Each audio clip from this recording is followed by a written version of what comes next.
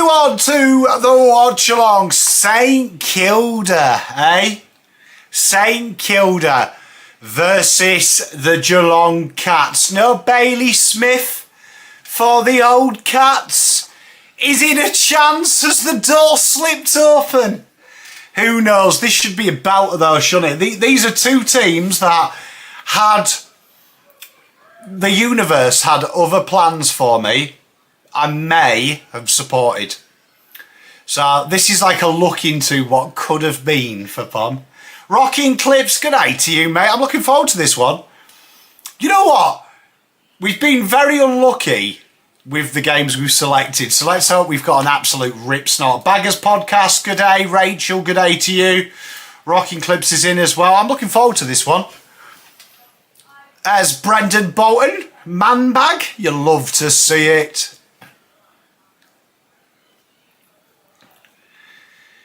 Good day, Tomo. How are you, mate? You eat?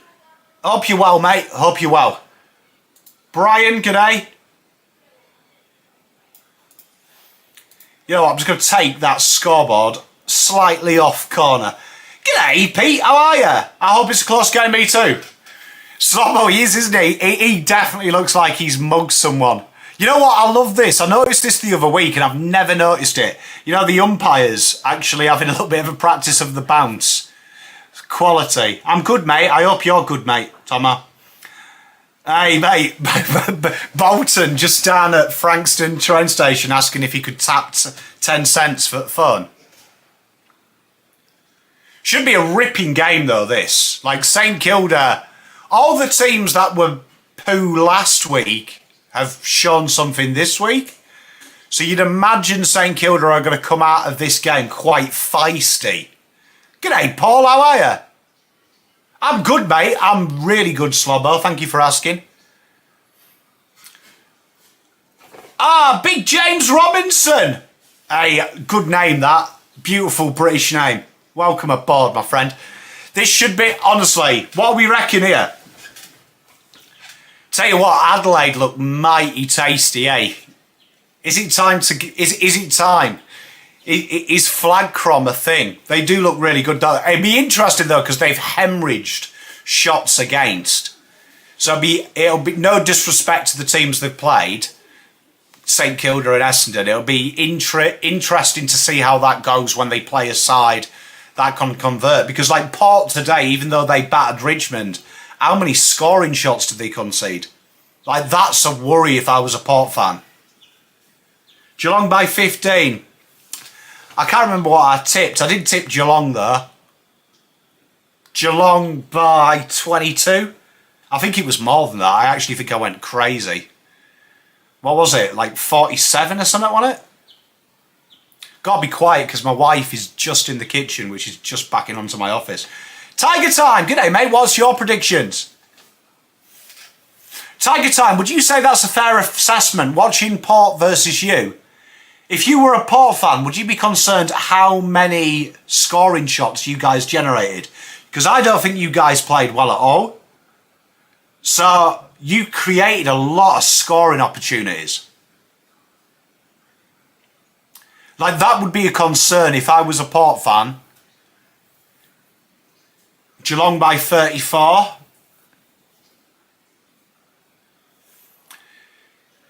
Let's hope St Kilda can make a fight of it. I mean... Like, I think you can make a fight. I think they can make a fight of it. Like, how much of a fight is one for the history books to decide, but I think they can make a fight. I agree, they definitely dropped their levels, but I still think they hemorrhage scoring shots. So if I was, like, I watched that game as a neutral, and I was like, oh... Should have put them away by more.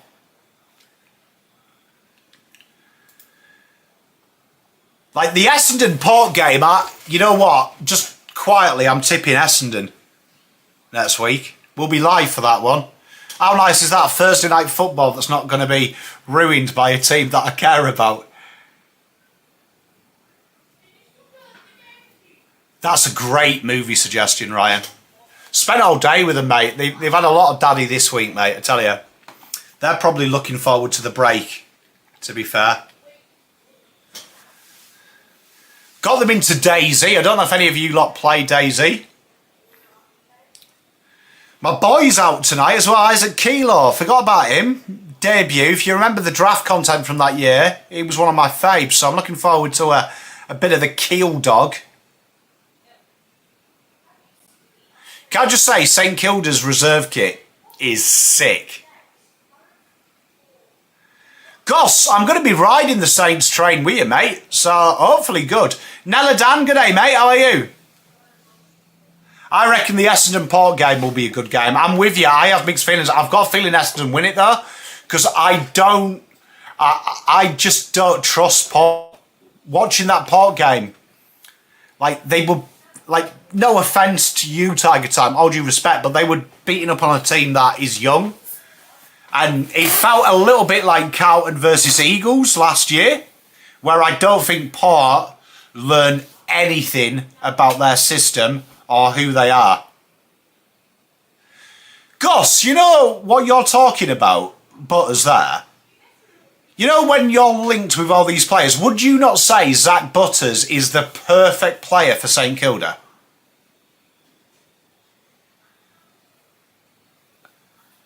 How good were the Crom?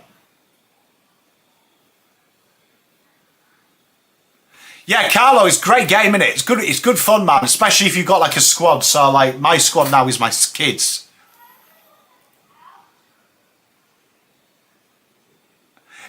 Gus, it's brilliant, isn't it? I think he's a couple of weeks, isn't he? Yeah, I'm with you, Tiger Time. I genuinely think Essendon will get the chocolates. Early Pomco. Hey, I'm loving the Crom, mate. Yeah, Gus, I just think, bit of him in there, that's a tasty midfield. Yeah, but Port did what we couldn't do. That's like, they played with arrogance versus Carlton, who went in there very arrogant after the first quarter. That second quarter was a masterclass from Port of how you play a side that is just young and hungry. Just sow the seeds very quickly.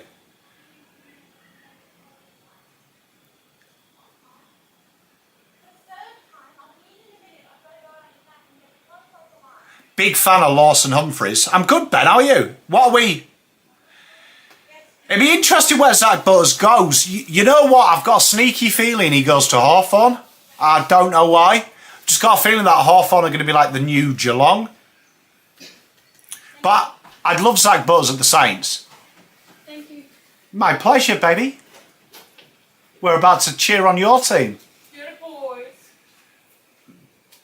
Yeah, I've got a feeling that Hawthorn will be the new Geelong, and that everyone will like just somehow end up at Hawthorn, and we won't ask the question till about 30 minutes. Now, she was saying thank you. She had to nip next door, and she knew I was going to go live for this, so I finished tea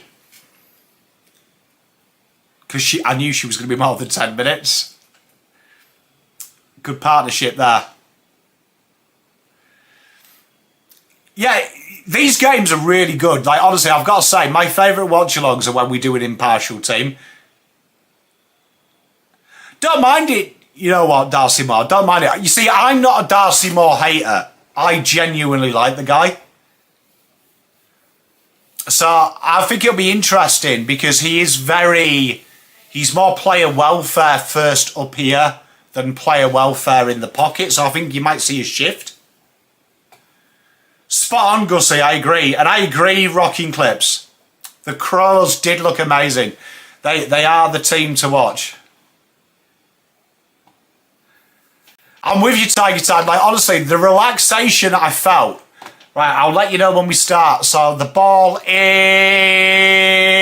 How long's this guy taking to bounce the ball, mate? Jesus, you only got to throw it into the ground. We're off. Here we go. Saints versus Geelong. At Mickey Mouse Stadium, Jackson McRae fumbles, gets it away. Tell you what, first centre clearance. Tell you what, Blitzarbs. I'm good, Shizzy. How are you? Would you say Blitzarbs is the most underrated player in the league? Like, I don't think he gets... Oh! Big boy Tings from Shane Manor. What a mark. Bobs it in straight to Carl Wilkie, though. Who looked okay last night?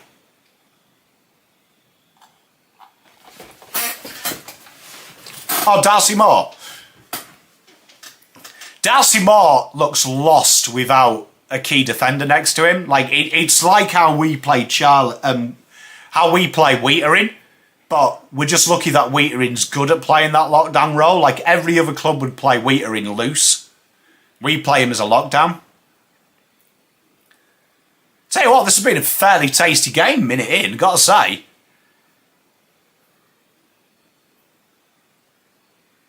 Hey, well, good spot, Chills, mate.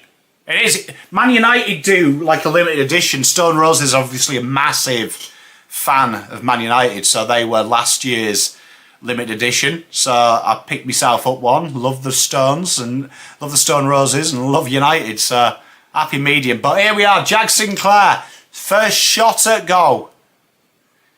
You know what? Controversial call. Marvel Stadium is a better atmosphere than the G. I think, for a fan to watch, I think the Marvel's better. Shizzy. Oh, what, drops his eyes, puts it up to Rowan Marshall. Blitzarbs, mate, massively underrated. Newman, yeah, he'd be up there. Massively underrated. Sorry, it was Windhager that chip kick was to. They look the same from the front. How do I feel about Carlton now? Mate, probably about the same as I was. I knew it was going to happen. I think I tipped Port by 40. I thought they were going to win. Hey, them Crows, mate. So good. And Marcus Windhager nails the first. Saints go 6-zip. So no surprises from me, Shazzy. Just annoys me that we can't be that mature. Is what it is, isn't it? Very sloppy, but nothing worse than an uncontested I-50 when you drop your heads. Good start by Saints. They need a bit. You know, Saints are one of them teams that you don't want to get 4 goals in front, because they do have the ability to bore the shit out of the game. And that's a compliment. That's like the best compliment I can pay a side. Like, they can actually bore it out. Crows looking very good, mate. Hey, how good was Draper in his 4th quarter cameo as well? Sander Koning, Roos one forward. You know what? I'm still not sure about playing Jack Sinclair around the ball. Great kick there. Hey, mate, Crows are going... Wow, good to see Mason Wood back on the wing as well after last week's foray into full forward. Jimmy Webster here chips it forward again. Mate, love Sid's cameo. Here's Jackson McRae. Asking players to lead for him. Doesn't have much options. Drills one in though. And Saints playing some good footy. Brad Hill. Took him 2 hours to get a touch last week. He's got it here. Zach Jones. Zach Jones looks like your nan's favourite security guard at a working man's club. Big Nass. Outside of the peg. Oh! Saints playing champagne football with Michito Owens. Tell you what. Outside of the peg. Are we going to class that as a dummy lead as well? Shall we just clap? Well, we're going to give kudos there. Great dummy lead. Right? Absolute stellar dummy lead by Mason Wood.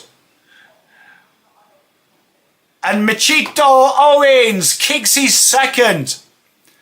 Hey, Cats look a bit shell-shocked. Hey, Gus.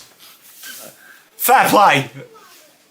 Honestly, Zach Jones looks like my nana. Right? My granddad used to go to a servicemen's club, and there was like a small, stocky security guard who struck the fear of God into you, but my nan was like, oh, he's such a sweet, lovely boy. And she'd like bring cupcakes, and you'd be like, Nan, this guy's a psychopath. Like that, casual one-handed mark from Mitch to start the day. Happy days. Blitz arms, we gave him a bit of kudos. Is my boy playing? Who's your boy? Oh no, he's still out, hurt, babe.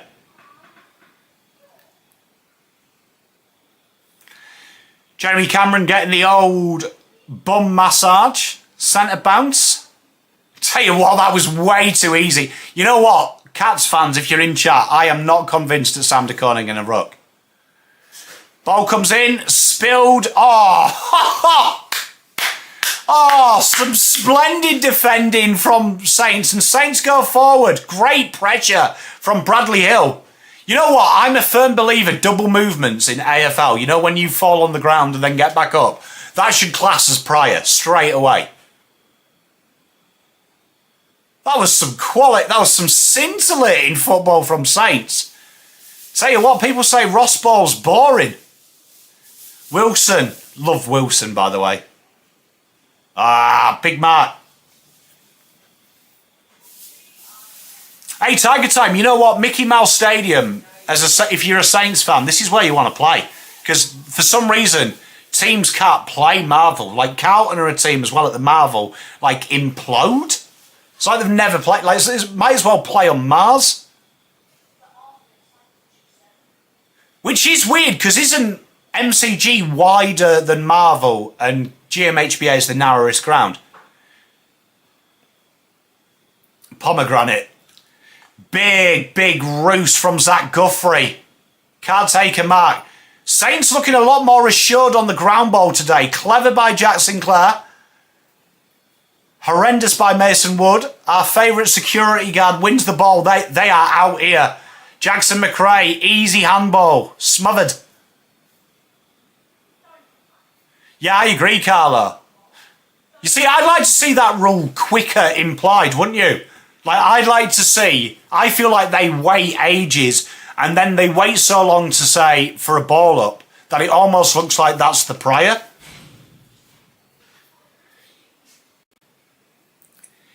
Have you seen they don't call Carlo anymore incorrect disposal. That has died out of this game. How many throws like Cripper, all due respect to Cripper, right? But that guy goes George Gregan most of the time with the way he throws the ball, and it is never called. Like, I can't remember. I think I see one throwing the ball call a game, and there's about 50. It's the most unregulated rule in footy, without a shadow of a doubt. Good build-up play here by Geelong. Geelong doing the right thing here, just being a bit patient. Oh, Merrick Foley, welcome aboard, my brother. Oh, that's loose by the Saints. And Tyson Stengel would be a great name for a German Air Force officer. Is about to line up at goal. Loose that by Saints. Like, Stengel's just stood. Yeah, it generally falls under the holding the ball, though, doesn't it, Gus? But I genuinely think throwing needs to be called more.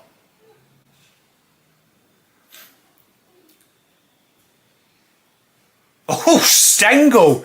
He's got the shooting of the Luftwaffe. He misses.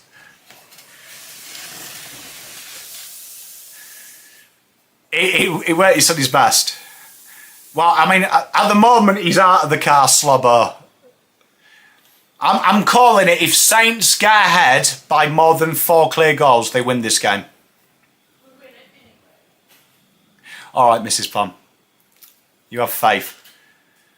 Here we are. Can I just say, Jimmy Webster is fast becoming one of my favourite players to watch. Thoughts on the Dons Crom game. Incredible by the Crom. They look very, very good. Honestly, the throw, Shearsy, how often do you see players throw it? Oh, that's a bullet kick. And Geelong doing what Geelong do. It's been all Saints in the opening 8 minutes. But Geelong, 2 easy entries here.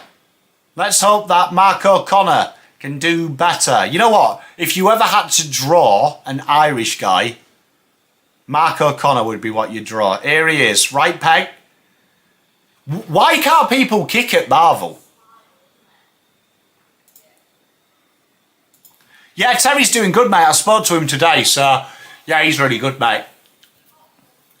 You know what? The Dons will be really they might make my Pomnado this week. You know, the Dons. We'll see. Don't look at... Hey, I agree. The 15 metres, I think that has sped the game up as well.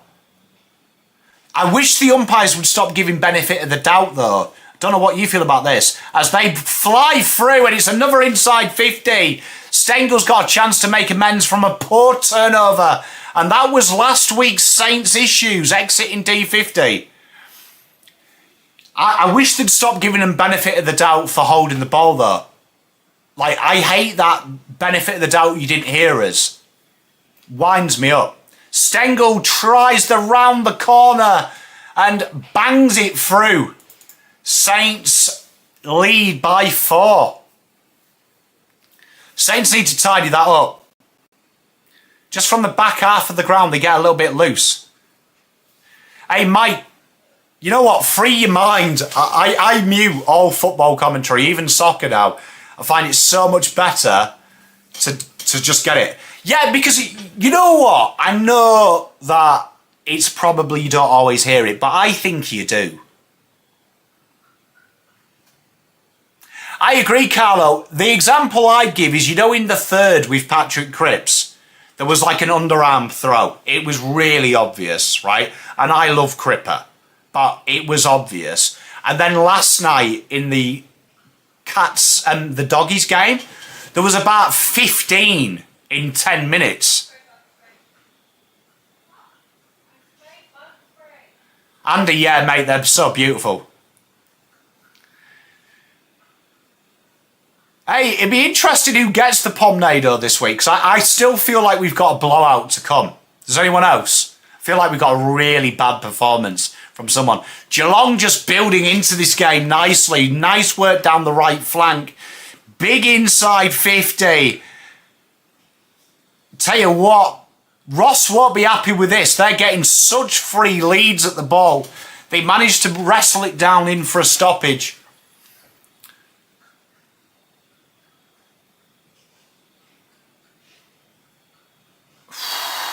Tell you what, Saints scramble the ball out. Bit of work to do here. Brad Hill.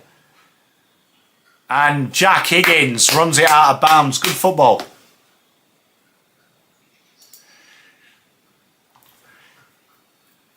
You know what? Watching a lot of the Saints games, would anyone else... I would say Saints best to worst might be the biggest gap in the AFL. Carlton would be there as well. But their best to worst is fascinating. How's he come out with that there? Woo. Tell you what, the Cats get lucky. I don't know how Dempsey came out with that. Freo would be close, Ben. Yeah, they'd be up there. They've really got to work this exit. They look so unconfident. Look at that there. Like Caminiti looks so lost there. Good pressure by Geelong. Ooh, big hit. Who's been injured? Not too sure who's been injured. Jeremy Cameron was getting a big rub down. Connor O'Sullivan, good tackle. Good to see Connor O'Sullivan as well play. Nice roost. I agree. That's another confusing rule, rocking clips. Like, there is no consistency on deliberate anymore without intent and stuff. Absolute no. Good tackle. Tell you what, scrappy. I agree, Tiger Time. Being scrappy. Good pressure factor by the Saints, though. Blitz Arbs again. Oh, tell you what, Dempsey's finding way too much space out the back of stoppages. Running in. It's going. It's a behind. There's just no consistency, though. That's what annoys me with a lot of the rules this year. Like, that not 15 seems to be the only thing they're focusing on. There we are. Saints got a lot of work to do. The game's starting to open up a bit for Geelong.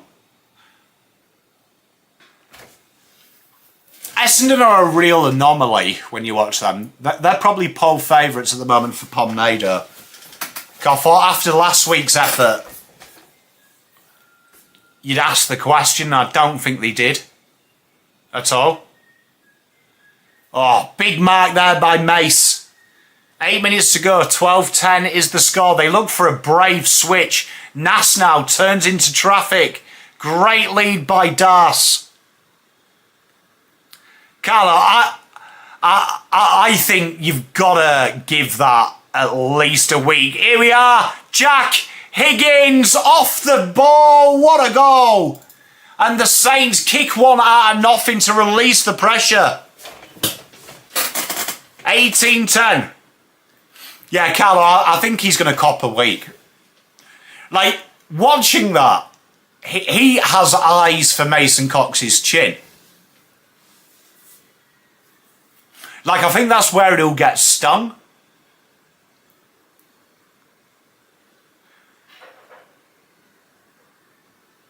I agree, Craig.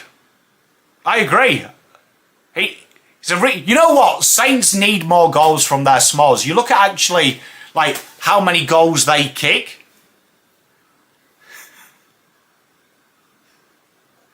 The Dogs versus the Pies. Right, look, I'll say I thought they were definitely over-officiated, right? The Dogs versus the Pies. But I will say this. I think if you, in fairness, a lot of them frees were there. Like, the Dogs were panicked. Like, a lot of them were just desperation frees from mistakes. In my honest opinion. I do feel, oh, big kick. And Mason Wood with the lead. Saints will have another shot at goal. Tom Stewart looks in strife. You know when someone does the by gum face? It chafes.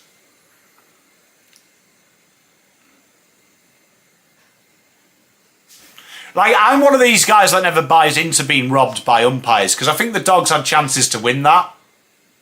Right? And they just didn't take it. It's like when Carlton fans say we were robbed by Hawks.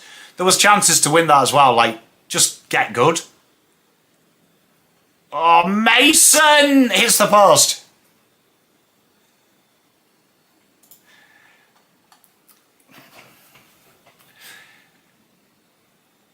Oof. 19-10. Good game, this.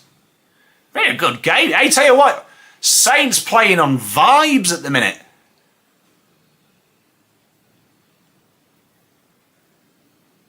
I agree, Rocking Clips.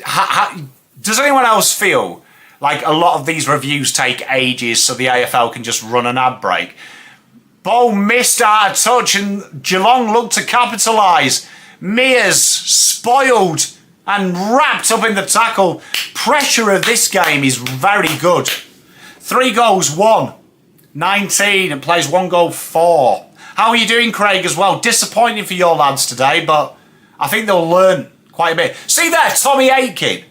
Like, that was a blatant throw. Like, that was like George Gregan-esque out the back of a scrum.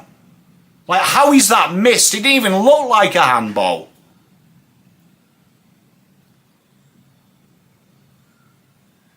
Big Gary Owen. Oh, Nass pumps one forward.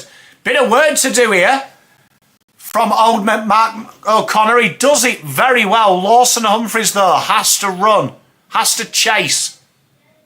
Hey, Blade, how good were the chromatrons today. Not too sure what Saints are doing here. Sinclair has worked overtime to fix his mistake there. Good tackle.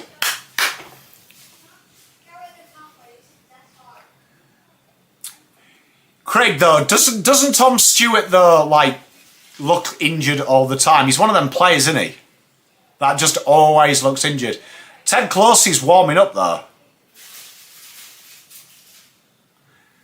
Oh, can't cover the mark. Hawk and Geelong, bit of work to do. Gearan. Hey, mate, I love the evening games, Straw Hat Goose. Tui, I'm not too sure what Tui's doing. He's frothing podcast clips, isn't he, at the minute? Might want to do something useful with his life. Juddy, it'd be close. Yeah, I agree with you. Rocking clips, honestly, the throw is the one that does my head in. Because, you know, when people talk about umpires dictating the game, I actually think the throw dictates the game more because it's a product of pressure against, isn't it? So you think of how many times, like, I was watching that game and when Collingwood went with their Brisbane pressure, right, when they went with their super duper 300 pressure, nearly every tackled player threw it and it just never counted.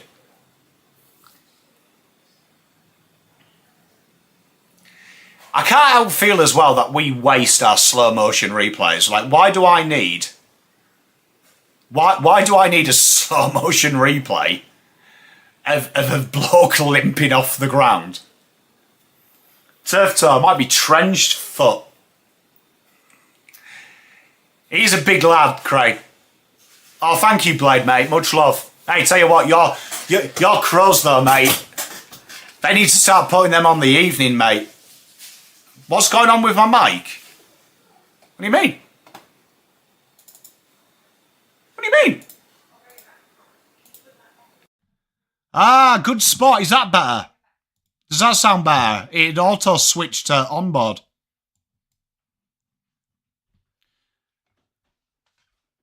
Is that better, Slobber, my boy? Yeah, Juddy, it's a very high maintenance football. Lawson Humphreys. For any of you that want to pay $5.90 for Coles football pops, this is what they look like. Ah! $5.90. Ridiculous. That's Zane. Give it back. Oh. You can have it. You can have it. I'll give it to Zane. I can have it. Hey, give it to him. No, you keep it because you've bitten it now. You know what he's like. It's now Dad's. Do you know what this tastes like? What does it taste like? It's meant to be vanilla. Do you know what it tastes like? Did you ever eat plasticine as a kid? I put it in my mouth, yeah. No, I don't want to go on camera. You're not? Oh, yuck. Here, can you get rid of that? Yeah. That's... It's like eating the stick. Yeah, don't buy that. Can we get Jeffers and some more from Geelong? Mate, Jeffers has let us down, mate. Oh, Higgins! Bit of work to do. Off a step. Big goal. Lancey Collard from in front. And the Saints are playing good. Scottish, yeah. No Irish. That goal from Rankine was fire, bro.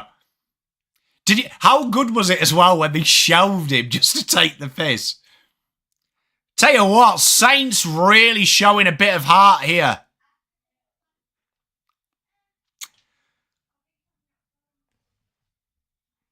The future Eagle goes bang. G'day, True Footy. Is that Jesse up on the True Footy? DM Jesse in the new year. Just totally ignored me. Can you believe that, chat? Can you believe that? Is he working for K-Rock full time?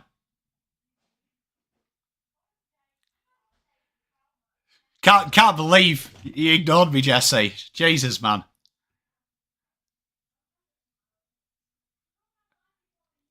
Mate, there's been some... You know what?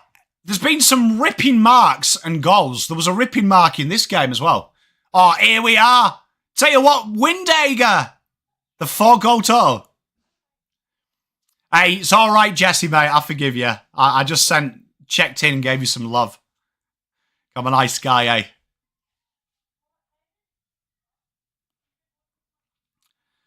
I might bring it back.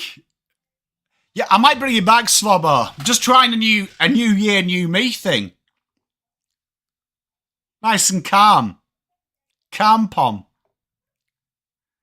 Tell you what, Saints building a bit of confidence.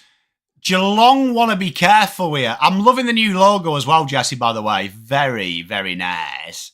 Mason Wood finds Jack Sinclair from a step. And the Saints go out 31-10. Big effort. And look at Chris Scott. Sat there biscuit-arsed. And tell you what, what's 4 goals? It's 24. One more goal, and we're at the magic area. Saints have done very well. They've withstood that pressure. Come back. What do you think of Zach Reed? Yarrawad? He gets a lot of hype. Old honey. Tastes like eating plasticine.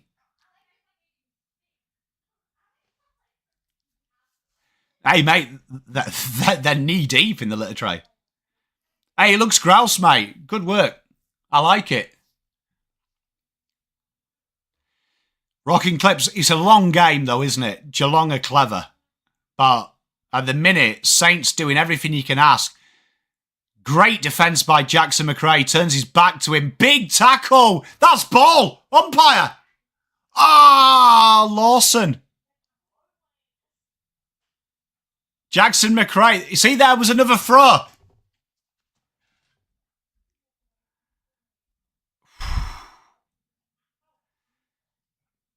I feel like Zach Reed gets away with it because of who he plays for. Yeah, I've got to admit, I tipped Geelong as well, Straw Hat Goose, but I mean, here we are. Here we are. You always get one wrong a week. Tell you what, bit of Dangerfield action here. You know what, Dangerfield, you know, any other player in the league would get criticised for that. I don't think I went Zach Reid. I didn't go Zach Reid. I'm with you, though. People do, though, because he's cheap, isn't he? Liam Stocker here finally paid that mark.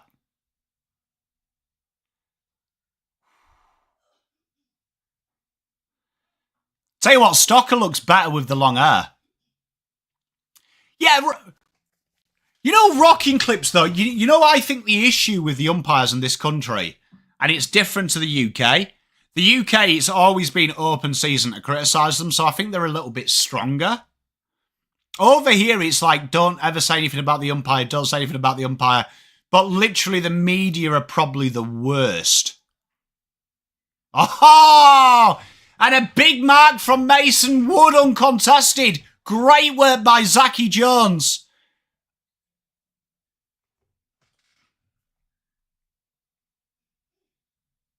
Hey, much love, Craig. I'm glad you're here. It's good fun, this. I'd imagine Brad Scott will swing the axe this week. Mason Wood. Tell you what, this is the magical 4 goals. Hey, I wouldn't mind, Juddy. Looks good off the old peg. Ah, look at that. And the Saints go to that magical 4 goal mark.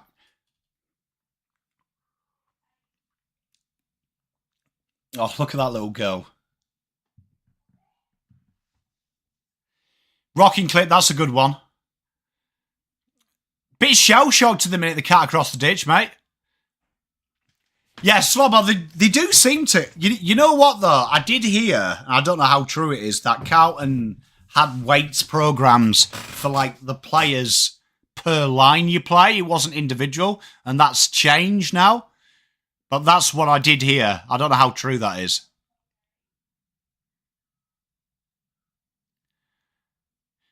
You know, the one thing Ross has got going for him with the Saints is every player, if they have a bad performance, you know they got a bollocking at training. Like, there is no doubt in my mind these boys Monday morning went into work at Moorabbin and got absolutely caked. Do you know what I mean? There would have been a proper bake. Like one of them bakes that you do contemplate calling your mum.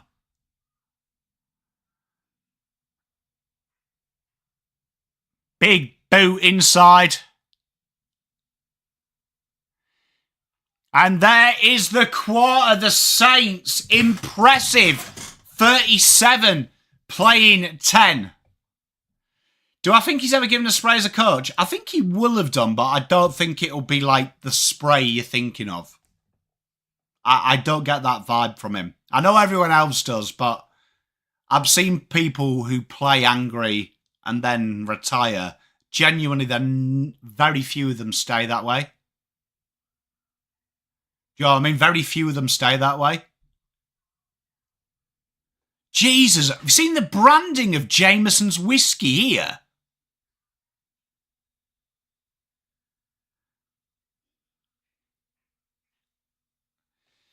Yes, Slobber, that's what I got told by an ex-player, that all the lines, so if you were a forward, you had the same weight routine as every other forward, dependent on your age or anything.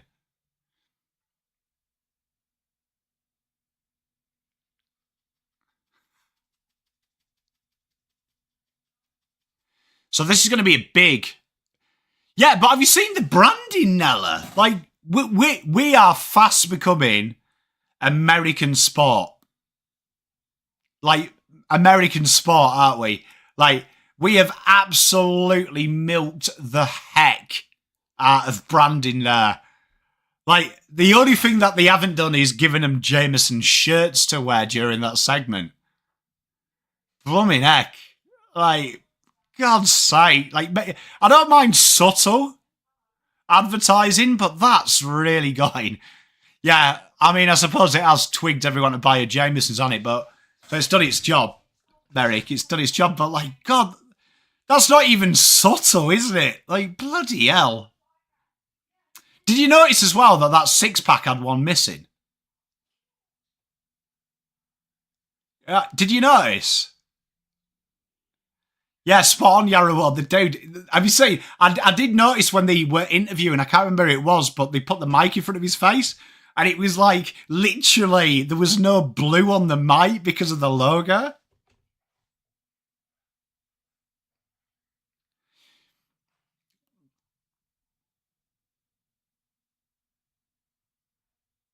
Hey, you know what? I'm a huge fan of mid-season trading, Ryan. Hey, Luke, mate, honestly, it does. We are becoming the NFL. Because one of the games I was watching the other day on normal TV, the ad breaks were insane. It was like watching NFL, which is why I've got a feeling that we review so many goals for the extra ad breaks. Mid-season trading, I think, is a fantastic idea. I'd like to see mid-season loans as well. Do I think we can beat the dog? You know what? The Doggies is an interesting one because they literally close shop in the middle, which is what we like to play. So I think that game is a 50-50.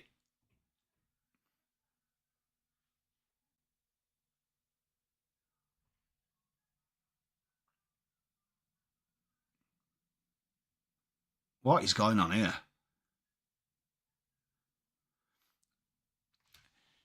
Yeah, the ad breaks are fascinating. Do we like mid-season trades, chat? What's your thoughts? I'm a big fan.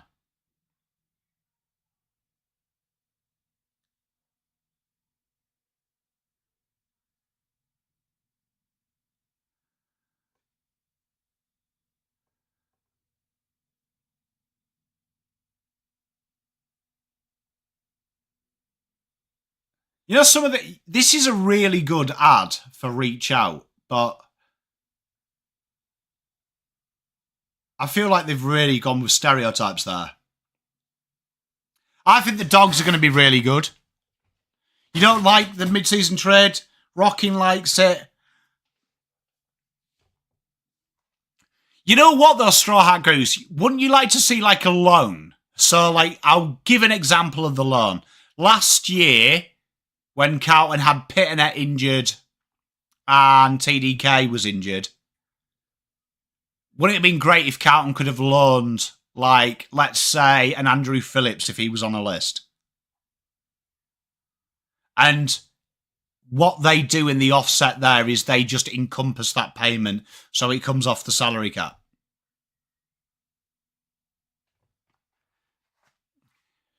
On the trade period, Yarra, would you like to see a long trade period, like from September to January? Or would you like to see just like a 2-day window? Where are you on that? Because I genuinely feel when it's shorter, that's why they milk it. I think like a 28-day window would be even better.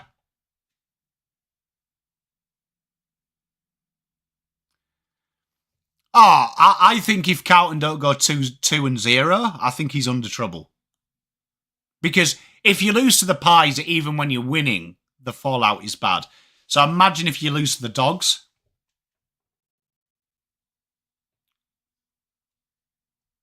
I see that Rocky clip, but like, you know, it like I was saying this, you know, with Hudson O'Keefe last year, the Eagles went through that stage where they were losing players. Wouldn't it be great if you could take him out of VFL and give him the AFL exposure?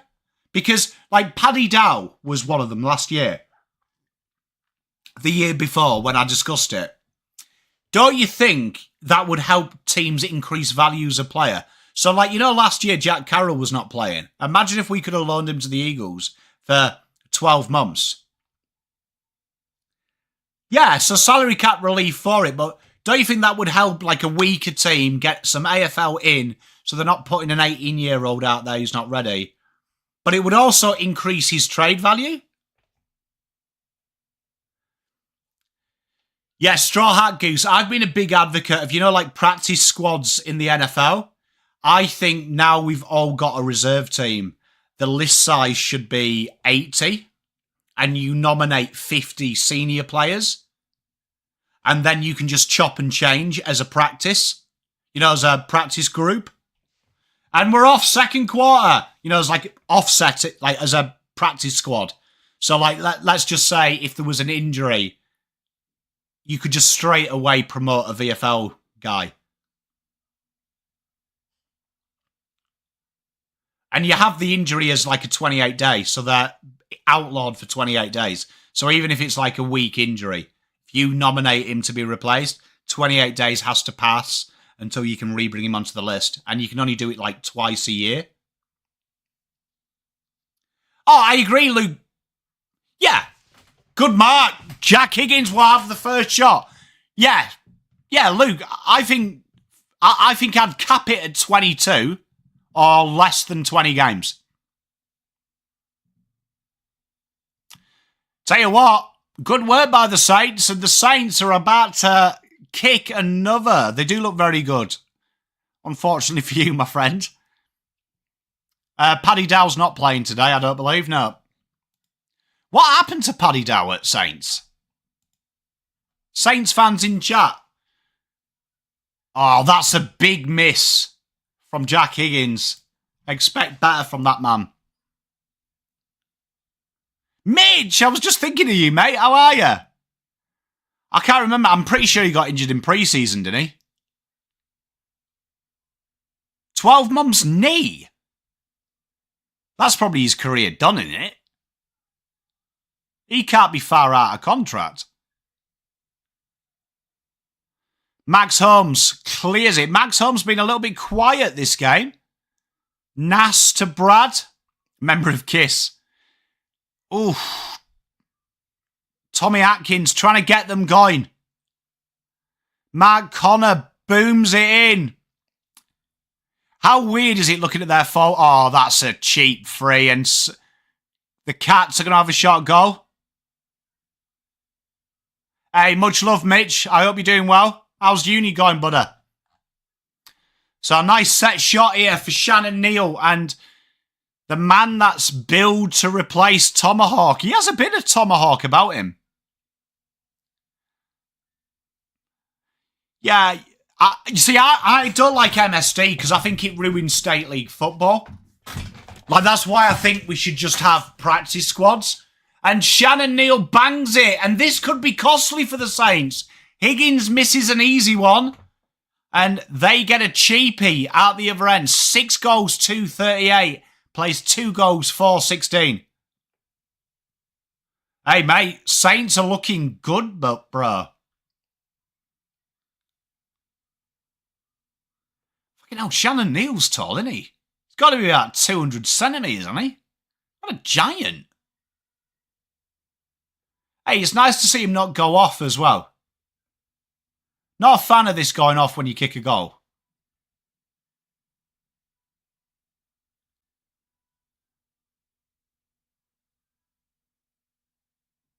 How many times does Anthony Caminiti blink?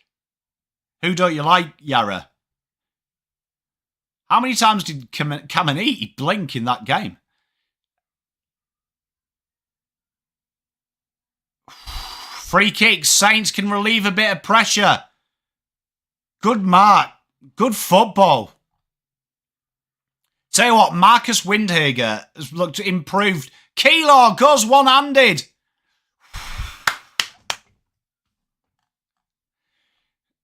Shannon Neal, you're not a fan?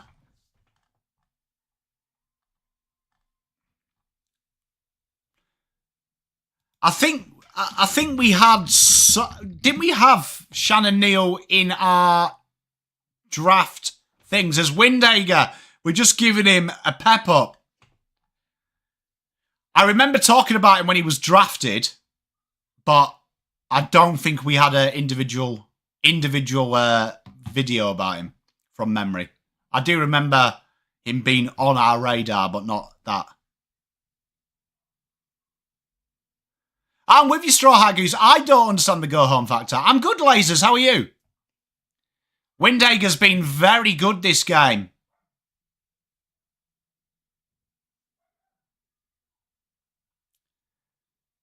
Oh, tell you what, the Saints. They could have really put some pressure on here. Oh, yeah, he was a joke. Richard B. Flat. I stole it off The Office.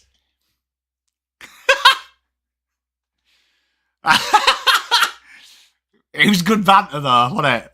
Can't believe he got donuts as well. Hey, how good were your Crows, mate? Here we are, Mason Wood. No look handball. Brad Hill was looking the opposite direction. They clear it up, though. Jackson McRae has been brilliant. Infected knee. Cheers for that, Walshy. Oh, big mark. Big boy things. You know what, though, Richard? The fact that you ask it just makes... You can see it happening, can't you? You can see Ash Hansen and the coaches all there.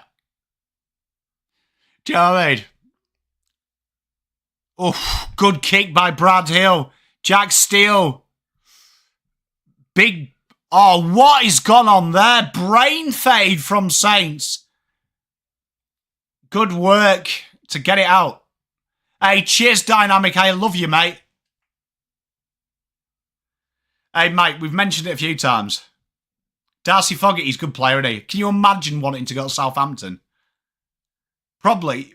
Yeah, I don't understand it. Like, I mean, I've never been homesick. I left home when I was 16 and moved away, so it's not a big thing to me, but I don't quite get it. Blitzarbs under a bit of pressure here. Well done by Saints. Jackson McRae enters inside 50. Bit of holding there, and it is paid. Hey, Lasers, how good is Footy? Geelong really under the cosh at the minute. Jackson McRae and Windhager have been spectacular this game. And Jack Higgins makes no mistake. The Saints 45. And that's 16. I lived in the same town. I moved out of my house, though. I moved out of my grandparents' place. I had a massive argument with my pop, and he said that if you want to be a man, go and be a man. So I got myself a one-bedroom place and worked and finish my A-levels at secondary school.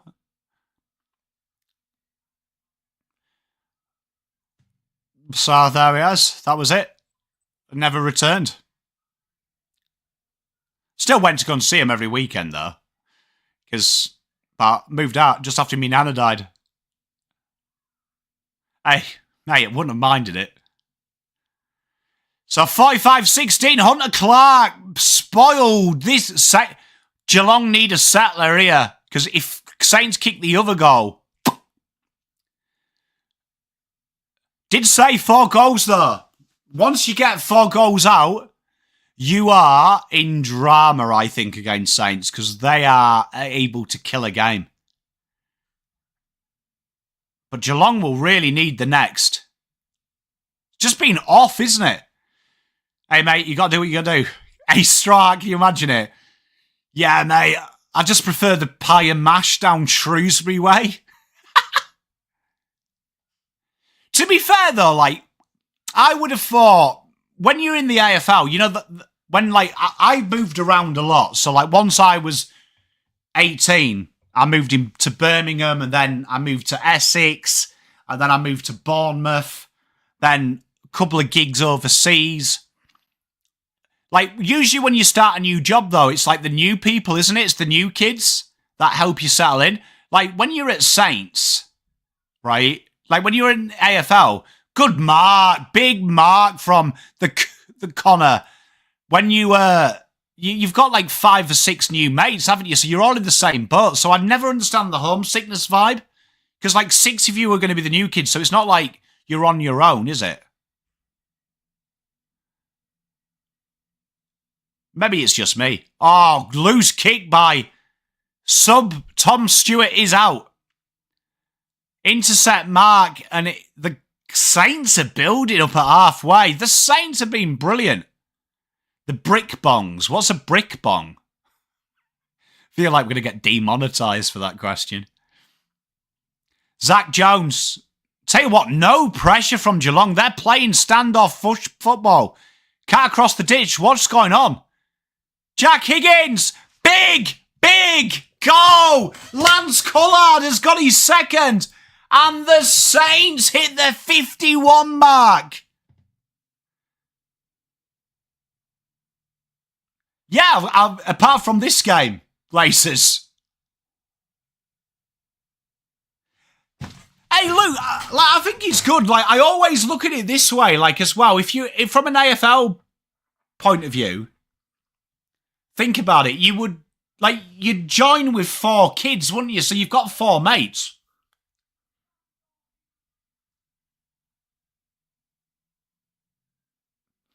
Straw Hat Goose, like, you know what? I don't mind when they're 50. When they're like 40. Like when they're like late 30s going home. But how cool would that be? Like, because you get quite a lot of time off as well, don't you? 6 months. So like, and nowadays, it's so easy to, like, I'm still in touch with my best mates in the UK, and I've lived here for like 14 years now. Like, we still catch up once a fortnight, have a beer. One of us will have to drink a beer at 7 in the morning, the other one will have to do it in the night time. Yeah, Luke, when you have a family, especially like with a wife, I can imagine she wants to be around her parents to do that, but just genuinely, like, 18 years old. I agree, yeah, because it's always the Victorians as well. Oh, cheap free kick here. Rowan Marshall concedes it. The Geelong Cats have a chance, and it's Blitzarbs.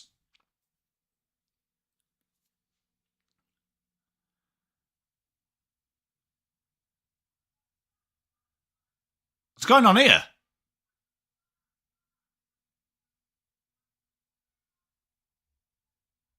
Why is he getting a redo? Why is he getting a redo? I turned per off 0.4, Andrew. Probably now knock it around 2 over to 4 over, depending on how much I've played. Good goal. Oh, I've given that to Geelong. Why did he get a retake?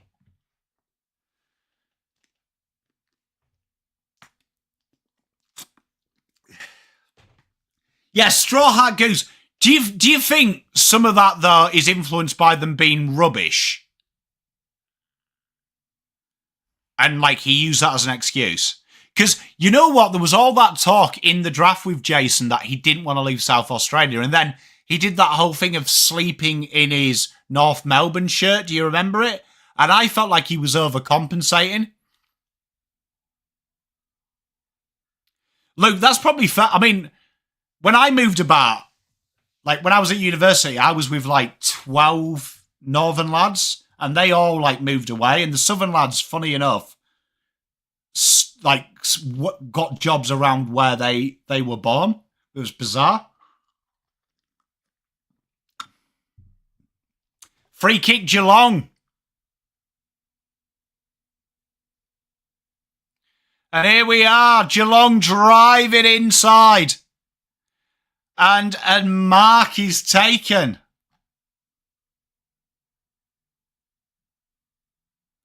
I agree, Straw Hat Grease. I just felt like he really, really milked that, which made it a concern for me. Because, like, there was all them talk that he didn't want to go. And I think it worked out well for North in the end.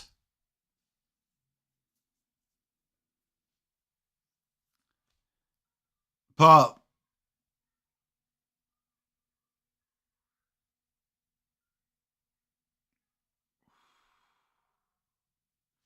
big miss.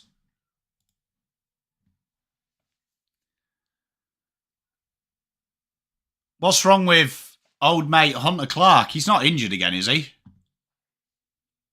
Saints build up. Saints have been a lot better.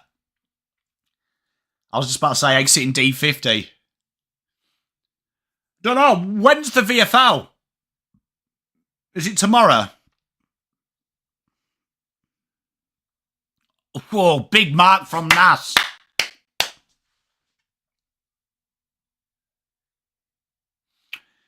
Yeah, Straw Hat, it's always a grey area, though, isn't it? Because if you start saying you don't want to, like, it's one of them things, isn't it? If you start saying you don't want to live here, what's the point of the draft as well? Yeah, I mean, Horn Francis, I always thought it was a bizarre one when they bought him in. I understand why. Oh, cheers, Rocking Clips. Oh, yeah, because I added it to St Kilda, didn't I? I forgot to add it back. 23.51. Saints build up nicely. 9.57. Tell you what, Saints always have someone out the back of that contest. Great work by Mason Wood. Good spoil. Steal again. Mason Wood. Bang. 57-23. Just as Geelong start to come back in it, the Saints are marching. Well, they're having fun. You love to see it. You know what? Brendan Bolton, in his Eshe man bag, gave the forwards a talking to, and Jesus. I agree. I mean, have you noticed as well, Straw Hat, we start to hear more about kids not wanting to go into state, which I find just balmy. Darcy Cameron to the Blues. If TDK goes, I mean, there's worse options out there.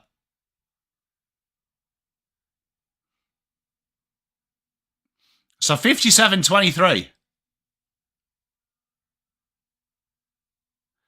Yeah, I think that's probably got something to do with it, Yarra Ward. It's just fascinating that nowadays we hear about it loads, don't we? Like, especially the last 5 years, like nearly every year now, there's 6 or 7 people who evidently are flight risks.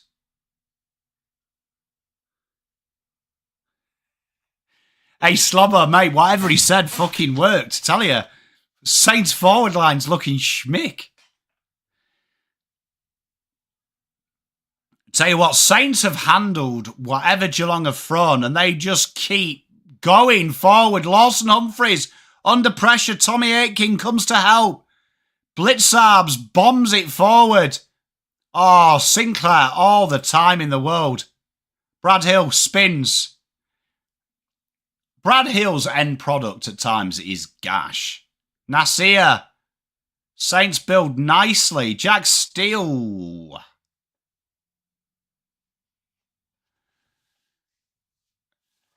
Mate, it's fascinating. It's weird because it's all culture, isn't it, that keeps players. I mean, I would say the homesickness is always there when you first do it. Like, when I first moved over here, I think there was like 2 or 3 weeks where I'm like, fuck, I miss having a good corned beef pasty. Do you know what I mean? I miss warm beer. But then you get used to it, don't you? And it's like the people around you that start to make it home. So I do question the clubs that, personally, I would just go best kid. I wouldn't care if they're Victorian, WA, South Australian. I'd just back myself that I could look after them. Do I miss Stocker? Not really, no. Not really. I like him as a player.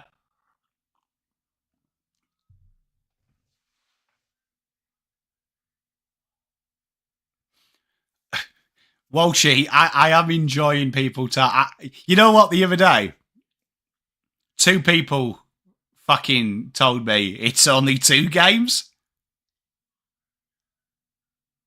Yeah, it did Yarra one. Like, once I got into that, like, it was about a year and a bit, though, once I got into Carlton. But, like, the lads at work and stuff settled me in.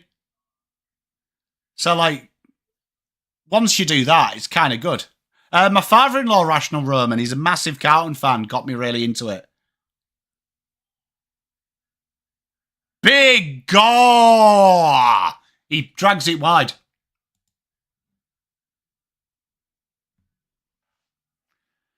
I agree, Luke. That's probably one way to think of it. I mean, I just think if you've got a good culture, you won't get homesick. Like, I agree with Luke. It will depend on your family situation and stuff, but genuinely, I think you're getting handsomely paid, good people around you. I think you would. I would imagine if you interviewed any 18-year-old, the prospect of being interstate would be scary. But once you're there, I think you're fine. Jedi, I mean, last year, Ben Keys, to be fair, was very good. He was joint winner, wasn't he, of the, whatever the Adelaide called their BNF. But it was good to see him kick ass and take names.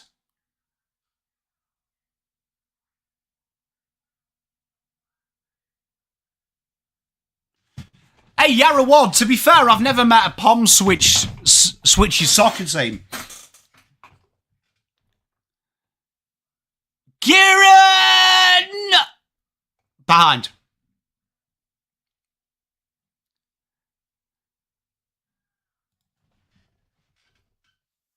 What is the rule on switching teams, Yarra? What do you think it is?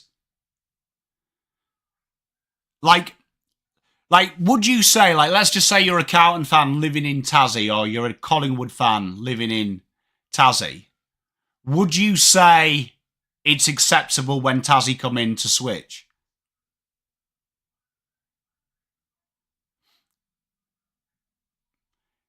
I've always thought that about Hill. Oh, what a kick! And snags Higgins! Big goal! The Saints, 64! 40-point lead. Yeah, I'd say new team in your area, fair enough. I agreed with Reece Jones. I've said this for a while, though, Slobber. I think, remember when I said that quote last year, that the problem with Carlton is 18 players, if your sister brought them home to you, you wouldn't be worried.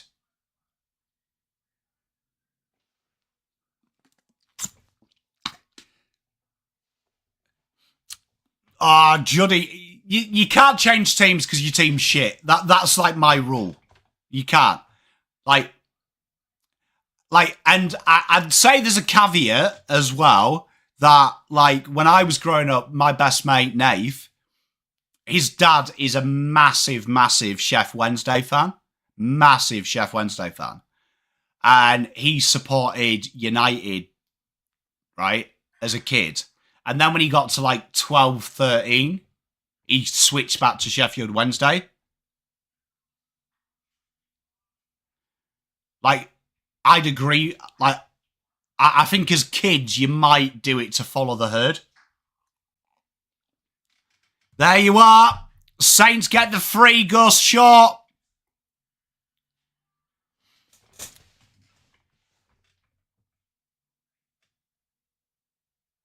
I agree, Judy. Like, look, like, the people you feel sorry... How's that not? Oh, Saints manning pressure. Jeremy Cameron literally should have been pinged for holding the ball there. Big tackle. Yeah, I think the perfect team, you need 6... You know what I think Carlton lack? And I think North lack it too. I think Fremantle lack it. That player in the team that you think's a tit, but if he was at your team, you'd love him. Do you know what I mean? Like, I think every team needs that enforcer type. And I don't see it at Carlton. Oh. Honestly, good to see you, Col. Saints are playing good football, mate.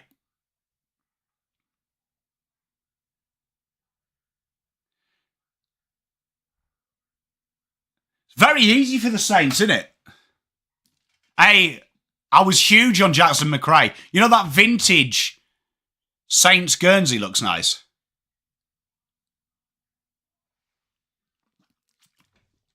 Well, my umbrage goes with Charlie Curnow, TDK, and Harry. I don't think they bully their opposite people enough when they're big. Cripps, I think, should be a lot more physical and a lot more mean. Right? A lot more mean. But I think that's just his nature. Like, Harry, for me, needs a bit of Tom Lynch in him. I'm with you, Shazy, mate. Look, United fans are the worst at the minute because they're crying that we used to be good. Like, I look at it as an offset. Oh, that's a great point. Gold Coast, spot on, mate. Sam Darcy, yeah, do you know what I mean? Like, he's got a bit of bully in him. I am with you, Slobber. Oh, great kick. Under pressure. The Saints... Yeah, but United fans, Straw Hat, get, like, really upset about it and demand wins and think it should just happen. Like, and I've seen loads of United fans do that stupid thing of, oh, I'm going to go and support someone else. I'm going to go and support Salford. And I'm like, mate, stick with it, bro. Stick with it. Like, I don't want to say I enjoy losing, but I actually think... I actually think it's good to lose. It shows how much you love your team when you can still front up, watch your team. That's real fanhood, in my opinion. Like, get angry. You know when people say you're not a real fan because you're angry? Disagree. Because that person's still watching the game next week. That's proper fandom. Deliberate here. Callum Wilkie's going to take it in. Tell you what, if they kick another, that's it. Worst hooligans. From what I've experienced from a point of shitting myself, right? Celtic and Rangers would be 1 and 2. For fear. Millwall, Cardiff would be up there. West Ham, probably at the start of the 90s. It's a lot more tamer now. Chelsea are surprisingly scary. Chelsea is surprisingly scary.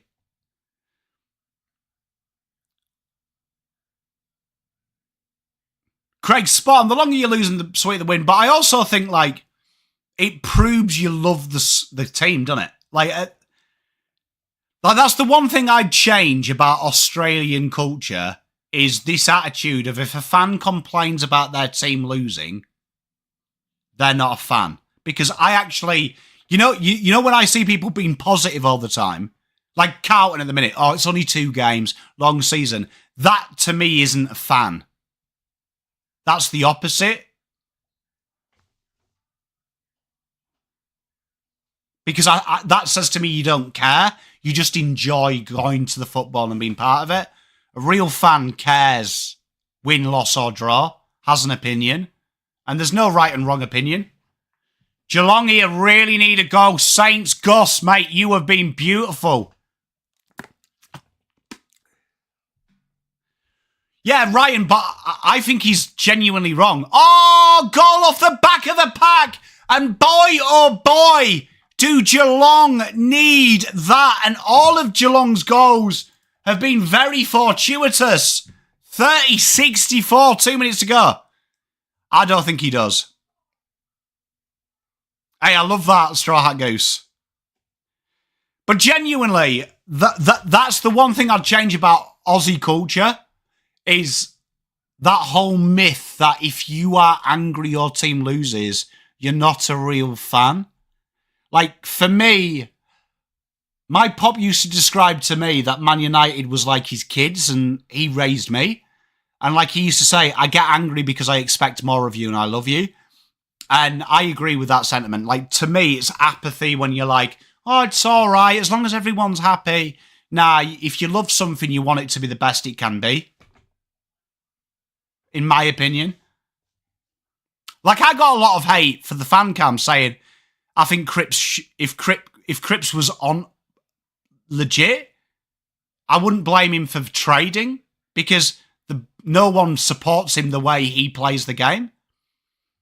And people are saying, oh, how can you say that, Pom?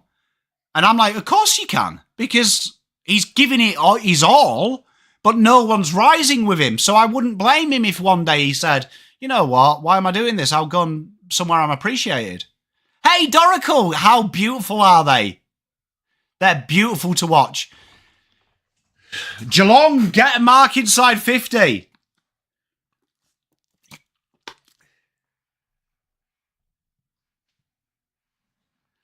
Double W, I agree. You know, though, like, you do see it a lot. I'm sure you see it as well down your neck of the woods. When a team loses and someone goes, I don't like the game plan, I don't like this game, and people go, oh, you're not a real fan. I think they're the biggest fans. Well, Yarra Ward's mate, Shannon Neal, nails. That's not Shannon Neal, that's Max Holmes, sorry. Max Holmes nails a goal. Lead still big, but Saints, Ross won't be happy with this last 3 minutes. No, I'm a firm believer that you've got to be angry. Like, that's the beautiful thing about sport, innit? Like, as Man United have given me some of the happiest days in my life and given me some of the most saddest days of my life. Double dummy spot on. But, like, to me, it's coming from a place of care. Like, when I shout at my kids and tell them off, it's because I love them. It's not because I hate them. It's because I'm supporting them to be the best human beings they can be. Oh, Straw Hat Goose, you know the one that pisses me off? Is when people as well go, I'm a 20-year member. I turn up all the time. I don't say that. Fuck off, mate. What, you're older and richer than me? Fuck off. I agree, Shazzy. Like, see, to me, I'm not saying people that are always positive don't love the club, but to me, I don't think you love them. I hope he doesn't, Gus. Honestly, Wanganeen is like in the top 10 players. If I could sign anyone, I'd get.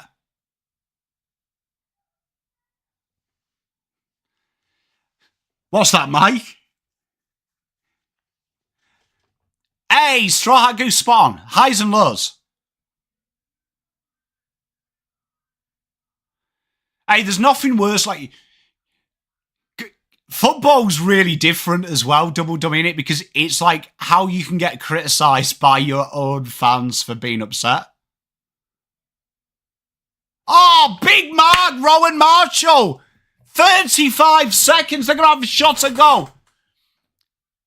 Hey, I agree, Luke. Like, to me, like, as a United boy, some people can't afford season tickets. Some people can't afford to go to the games. I've never looked. Like, I was privileged that my pop was a member of Man United for a long time, season ticket holder. Like, it's totally different, though, because supporting a club, you support a club. Do you know what I mean? For me, there's no tiers of fans. You're just either a fan or you're not.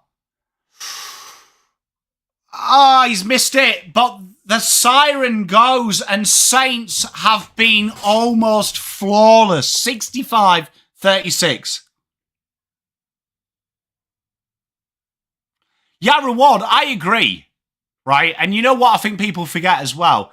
Is, like, the wonderful thing about sport, I haven't had it with AFL. Right? But, like, when I go on holiday, and I used to have it all the time, you always take United shirt. It's crazy how you'll meet a Yank who supports United. Or I remember going to Vietnam and visiting a village, and, like, some of the kids were coming up to me going, David Beckham, David Beckham, David Beckham. And, like, it's amazing how one club can just unite people and you're instantly talking about it. Like, it absolutely winds me up when people say you've got to be positive or you can only be nice about them. Like, I have this rule, right, with Man United. I can call them flogs, but if a Liverpool fan does, there's problems. But they're my team. And it's the same with my kids. I can tell my kids that they're naughty or they're not doing the right thing. But the minute some other parent says something about my kids, I'm ready to throw down because they're my kids. Like, do you know what I mean? So it's the same with Carlton. I will have a go at them because I want them to be good. And you saw the content this year. I love football. I had a go at Collingwood when they lost to GWS because I love the game and I need Collingwood to be good for the league to be good. So it always does it. When can we get... You'll have to... Druzy, good day to you, mate. You're going to have to choose a game that I'm not doing a game. Gus E, spot on. Spot on. Like, for me, if the fans can't put the heat on your football club, what is the point, man? Like, that's what annoys me. And that is a very Australian culture thing. But it's also seeping in to, like, because we've got such a loud foreign voice in EPL, you go and watch Man United figureheads who are not from England and the drivel they post. Oh, don't have a go at Rashford. Oh, don't have a go at Garnacho. And it's like, it's not having a go at them. It's saying that you expect better of them. So, like, with Carlton, I don't expect them to lose to Richmond. I don't expect them not to kick goals in the fourth quarter against the Hawks with the game on. And I don't think it's unfair for me to be upset and angry about it. I'd be more worried. The time to worry is when we're doing a Carlton watch-along. We're 100 points behind and I'm like, oh, you know what, though? At least Harry had a good time, innit? Like, that's the time to worry. When I've mentally given up, that's when you worry. But, look, when United lost 7-0 to Liverpool, 8-0 or whatever it was, I was incredulous angry. Do you know what I mean? I couldn't sleep. I wanted to get on a plane. I wanted to Molotov cocktail Old Trafford. I was fuming because I know that they're not that bad. Yeah, mate, reach out. Like, I'm 3 weeks ahead. So plan 4 weeks ahead. I agree, Yara, what, like for me as well, this is why I stay independent and I do all AFL. Because you also get into that situation where you feel like you owe the club something. Or they own you. And that's a real dangerous place. Like, I know people have a go at Goldbridge. My issue with Goldbridge for Man United is I feel like he flip-flops to what's popular. And I don't think he always feels it. So, like, Rashford, he was like, don't criticise Rashford for like 3 years. Then when it became really popular to criticise Rashford, he suddenly does it. For me, like, I don't mind if you're consistent, but Aussie culture is weird. The whole good day, how you going with a big fake spell. You know what, though? I do feel that Australia is trying to escape its roots, isn't it, sometimes? Though? Like, I look at your cricket. I look at your cricket team. Like, I think one of the greatest sporting teams ever is 90s cricket. Australia's 90s cricket is the greatest sporting side ever assembled, in my opinion, that I've witnessed with two eyes. And what do we think about it as a Pomm? One, utmost respect, because it was phenomenal, right? But it was dirty. It would do anything to win. It would fake appeal. It had that real hard edge, ruthless working class edge to it, that when the Pomms were 2 down for 20, you wanted us all out for 25. There was that real hard edge. But with that came incredible respect. Like, incredible respect as a Pommy. Incredible respect to the Australians. Like, my pop hated me because my idol growing up was Shane Warne, right? Loved him. Then I feel like you kind of tried to twist history, in my opinion. Like, you tried to twist history and become nice. And I don't want a nice Australian cricket team because I'll still love them and respect them for being the best.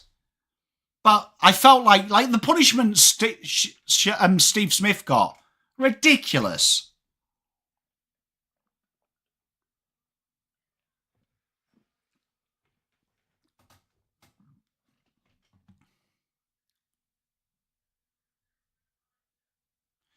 Yeah, like, I just think there is room for, you know, I feel like we've lost confidence in sport, and it's either blind arrogance, or just trying to be faux nice.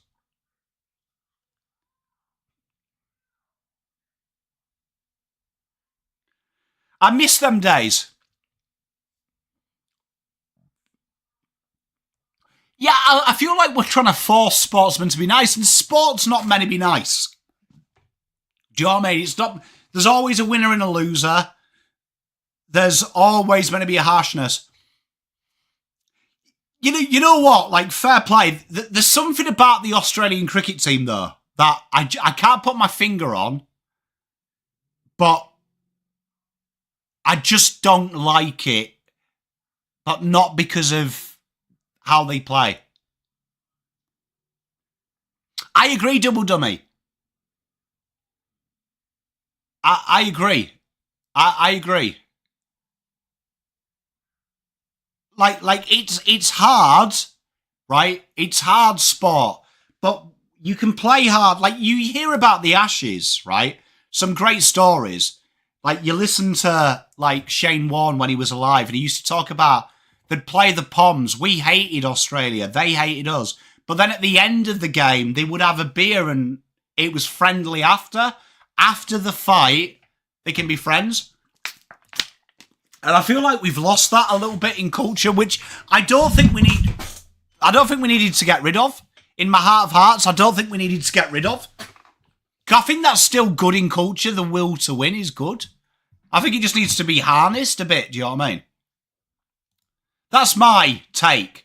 Pomm's take on the world. My take on the world.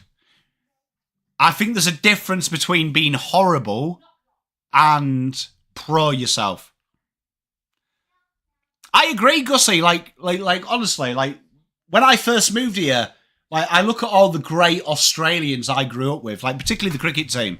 They were all battlers who were incredibly good, and they made no apologies for being good. Do you know what I mean?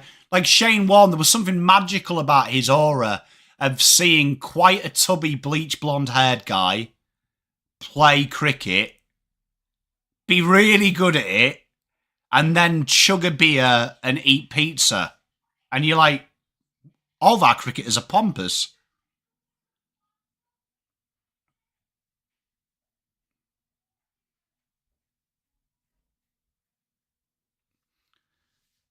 Yeah, do you know what I mean? Like, so I feel like sport as a whole is losing that working class.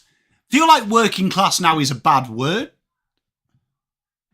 Do you know what I mean? I feel like, even like when I look at Carlton, I feel like how we manage our team, it's very middle class. Where I feel like the heart and soul of all sport is working class. Working mum, working dad, 2 kids, they go to school, and sport is there as the escape. Because growing up on a council estate, sport was our escape. Do you know what I mean? Playing rugby league, growing up, soccer, that was my escape. Says, I'll let her know. The Saints are going very well, aren't they? That's another one as well, Juddy. The personality in sport is slowly dying. Like, if you watch, even soccer players now, it's starting, I've noticed it, they're starting to become carbon copy players. It's almost like it's the same player, slightly different accent every time. Just like Del Boy. AFL and NBA time. Like, honestly, I feel like we've lost that in sport as well. Because, like, when an AFL player shows any form of personality, we chastise him, don't we? Like, it's a weird cultural norm. And I notice it with the draftees. Like, there's just, it's almost, and it's happening in society as well. Like, everyone tries to be someone else. Like, that's what I try and do on this channel. I'm just me. Like, how I am here is how you would meet me down the pub. Yeah, I agree, Straw Hat Goose. Like, you know how we over-dramatise when a player does anything quirky? It's bizarre. To me, it's bizarre. Like, I'm proud to be working class, and I will be working class till I die. And you know what? It doesn't bother me. Like, I just feel like now, like, even I've got mates who grew up working class, do you know what I mean? And, like, I look at their Instagrams, and they take pictures of, like, a brand new car, and I'm like, bro, mate, you live 6 minutes away from where we grew up, mate. You're still scum of the earth. Who are you kidding? Enjoy it. It's good. Yeah, I agree. I do feel like council culture is a real thing. I agree. Ginny cops it because he is just real, man. Like, he's weird. Let's keep the will. Let's keep weird. Like, I embrace. It's weird that we're in such an accepting culture unless you're yourself. It's a fascinating culture we live in. I really do feel sorry for our kids as they grow older, because it's like we're acceptance of everyone, but if you're yourself.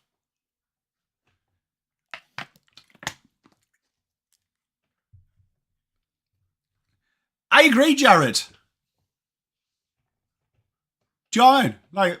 Like, you know, remember when Ginny got busted, right? And he gave that interview and he said that he was pissed and made a mistake. And the media absolutely tore him apart. How dare he just downplay what he did? And I'm like, I actually appreciated him being truthful. Instead of, like, just making stuff up, like him saying, oh, my cat died 6 weeks ago and the RSPCA can't find me a cat that's the same.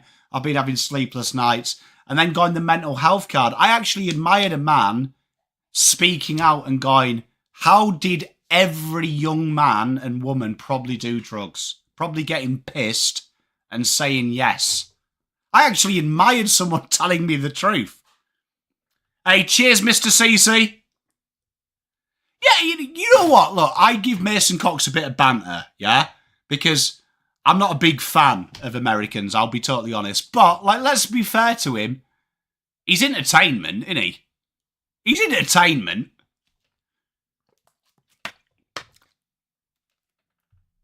I agree, Shiny Brew. You see, I think there's always a difference, though. Like, I think you can have, you know, like, do you remember, like, Kevin Peterson, right? And he was called Fig Jam by one.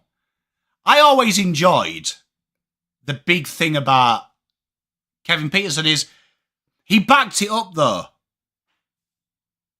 He's arrogant, but he actually backed it up. Do you know what I mean? Like, so I can forgive that. I can forgive that as a human being. I'm not mates with Carlton scum after the games. It's just like a war thing. Like, 24 hours, are you all right?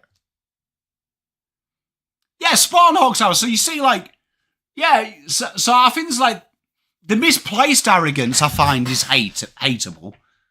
But I kind of like, I kind of used to like Kevin Peterson's swag. Because if you go back to the England team at that time, and the problem why the Poms probably aren't as ferocious about cricket as you guys are, is because it's more of a middle class, upper class sport in the UK. It's not like when I grew up, when I was at a normal school, state school, we didn't play it. Like, I only played cricket for the first time when I was like 12, went to secondary school, a private school. It's like the first time I played rugby union as well. It's why the English didn't get excited when we beat you in 99. League is the game for the working class. So, like, Kevin Peterson, when I was growing up, he really excited me because he was the opposite of the pompous idiot kids that we had. Do you know what I mean? Oh, Straw Hat Goose. Look, I don't hate Americans. It's just growing up, every American I meet, particularly in the golf industry, love themselves. But as Judy says, it's a deep... Look, we always call you the cousins in the West. Like, we've done a lot of great things together, us and the Americans. Just, if you ever worked in that industry, every Yank who came over, the first thing they told you was that their country was better than yours, and they didn't do it subtly either. But no, I've got no issue with the Americans. Yeah, Spawn Shiny Blue, like, the best players in the world in anything have to have an element of arrogance, don't they? They have to have an element of ego because that's what makes you brilliant. But I always think there's a difference between, like, confidence and ego versus arrogance. I like the way that BXK is double entendre there. English people don't eat lasagna. Souvlaki, that's more of a Greek thing. Keep trying. You've gone through 2 European cultures. You could combine one because over here fish and chips is Greek.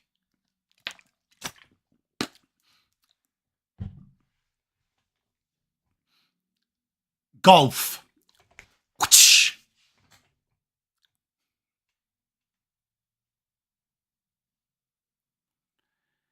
Curry, hey, look at that. Chat, no. Look at size straight in. Double dummy, mate. Honestly, there you are. You know what? When I went to India, one of the worst days of my life, right? So I used to date this Indian girl and her dad was making like a proper traditional Indian curry. Real spicy. And we were talking about the curries that we have in England. And like, he was like genuinely taken aback that korma is like something they'd give to a baby. Because I was saying to him that like my nana used to not like korma because it was too spicy for her. And like him going, yeah, it's like a baby food to us. Like it's not even a real curry. And like genuinely taken aback. Tell you what, tikka masala slaps. I do like a vindaloo, man. I do like a bit of spice.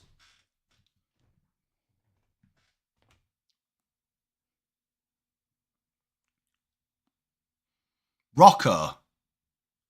Who's Rocco?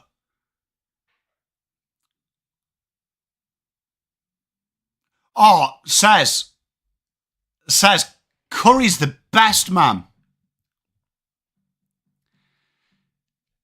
Hey, mate, you can't beat. You see, I'm not a korma man. I'm not a korma man. Your boy. Do you mean from Jumper Punch? Tell him make me.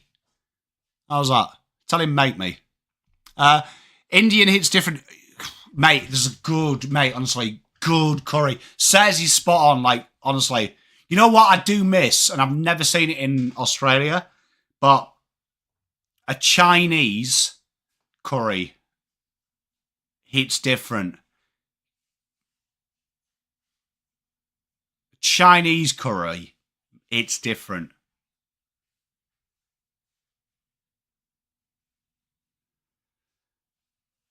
Chinese curry hits different. Did I see Norse offer to Maynard $1 million? Yeah, Japanese curry slaps. They're good curries.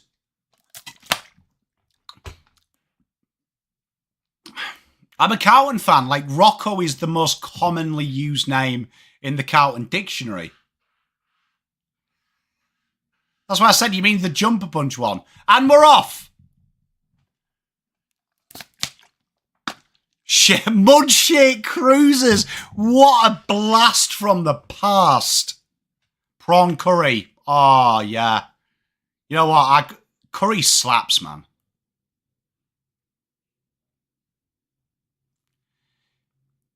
And Saints win the ball here. They go out wide. You know what? I love our watch-alongs because we just have some quality chat. Oh, why didn't Machito just bang it through? Over banned. Nothing, Hawks. It's whatever BKKX is. I'm trying to work out what his problem is. Good goal, Jag Sinclair. 71-36. What's the best curry? If I was ordering one now, I'd definitely go a beef vindaloo. Oh, yeah, because Bronx... Look, the reason that we banned Bronx Beats is because he goes go pies and just spams chat. Like, I like people in this chat to have an IQ above something that I swallow as a rule. So that's just like one of my little rules. Aside from that, I'm pretty cruisy in this chat. But like, if you just come in here and go Control V, Control V, Control V, Control V, I have to ban you because it's annoying for everyone else. But beef vindaloo would be my go-to. If I could order any curry I've ever had, I would order a Chinese curry from the UK. With extra onion.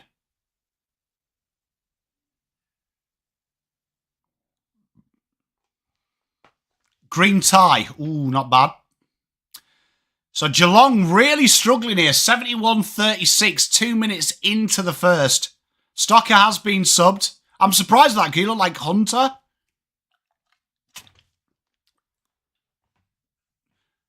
And that's a bit stiff there. Shot goal. Ollie Henry, who's looked like he's aged 12 years, says, I agree with you. That's our big rule in this chat. Just spamming, man. Like, I'll get round to you all. I always do. Behind. Geelong have been wasteful.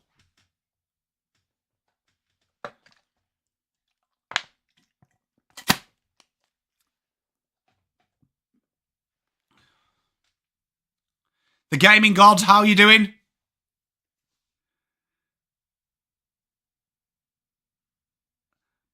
Mate, honestly, me and my missus were having this conversation, Colin. Australians don't do garden peas, do they? And mushy peas. Oh, that's a big hit there from Danger. Free kick taken. They've just played on, and Nass will have a shot at goal. And Dangerfield thinking he's hard.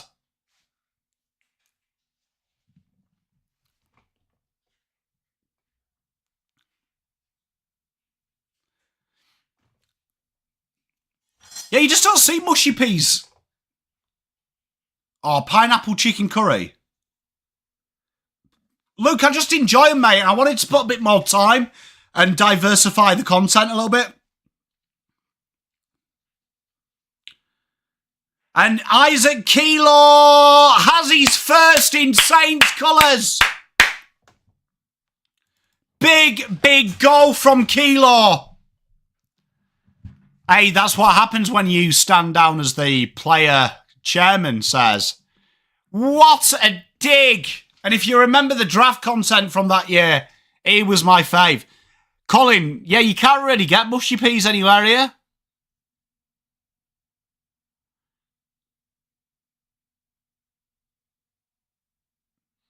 Honky Dory Street, do they do mushy peas? We love a mushy pea. Excellent effort by Isaac. You know what? Isaac's really trimmed down as well. Big goal. Cheers, Christina. Hope you're doing well. 77-37 and Geelong are in all sorts here. Jelly deals, yeah, I have. They don't taste bad. It's the texture. Danger from downtown. Missed everything.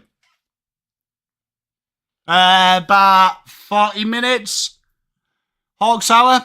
Dangerfield is a dirty. He does get away with it. I'm United, Mr. CC. No, I don't.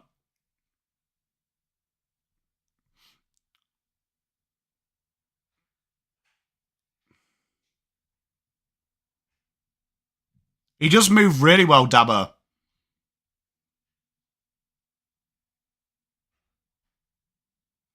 Unfortunately, Blade, I tipped Geelong.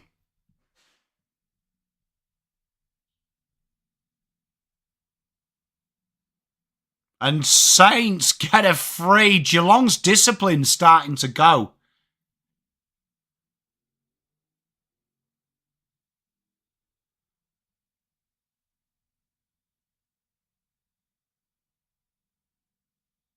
I might have to go down Yarra Ward. Northern Soul does mushy peas in St. I've heard about that. I'll check them both out.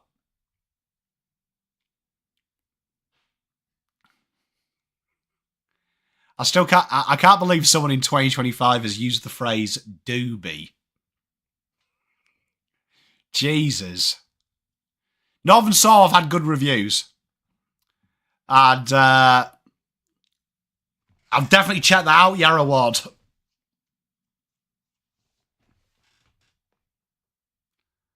You think Geelong just got...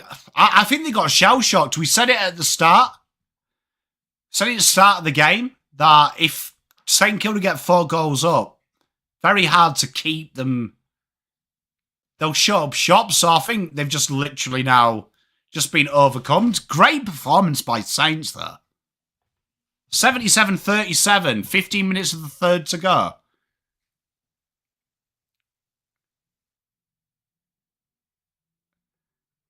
No Baz, no Geelong. Hey, it's a fair bit away, Berwick, mate.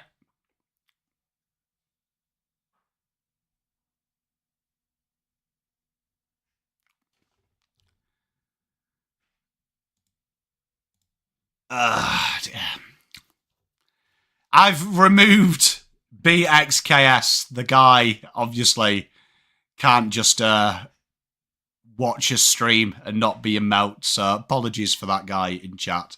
Ryan Burns gets the free. And he's going to have a set shot goal. And this could go. This could be huge.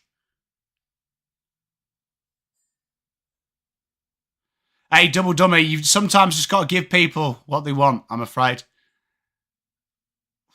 Tell you what, some of the goal kicking tonight has been borderline Banterville, hasn't it? But Saints, 78, 37 Geelong. I think I preferred Bronze Beaks when he just used to, just type in go pies, go pies, go pies. That was a lot better, I think, from a social point of view.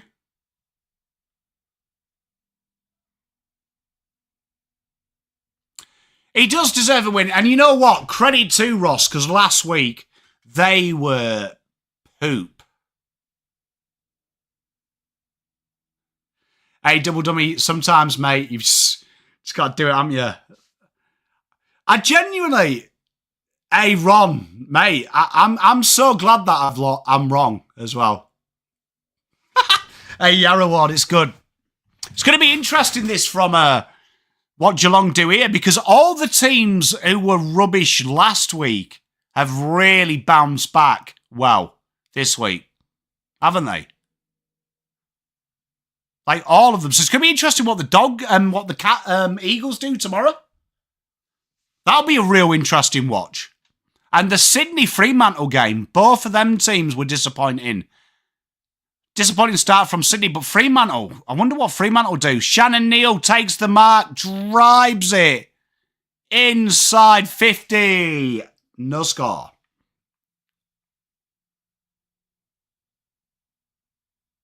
Yeah, by Port as well, Luke, who were shocking. Cameron's got a free, and as usual, he's just going to kick around the corner from in front.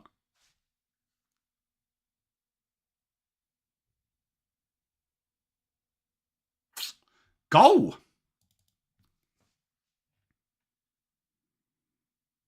There's going to be some interesting games this week because a few teams need to win, don't they? Like, need to win. But all the teams that were rubbish last week have been pretty good. I think North will lose that game. Max Holmes has been impressive this year. I can't... You know what? These holding frees, when Jeremy Cameron's holding Brad, that's a bit of a piss take, isn't it?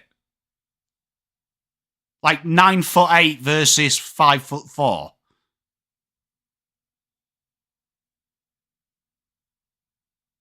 It wouldn't bother me, Hawks Hour, to be honest.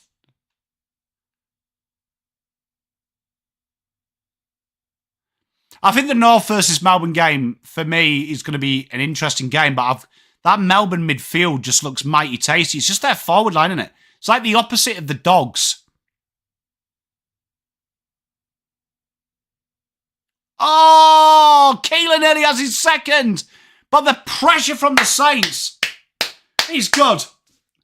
We're live for that one, Yarrow Ward. I've got the evening off. So we're not doing ratings tomorrow, we're doing it on Monday. So we're going to be live for that. Do you know what I mean? Big kick. And it's a goal. Windhager has been sensational. 84 plays 43. 12 minutes 26 left of the third quarter. Imagine Cripper and Track playing together. Tell you what, Saints have been really impressive this game, haven't they?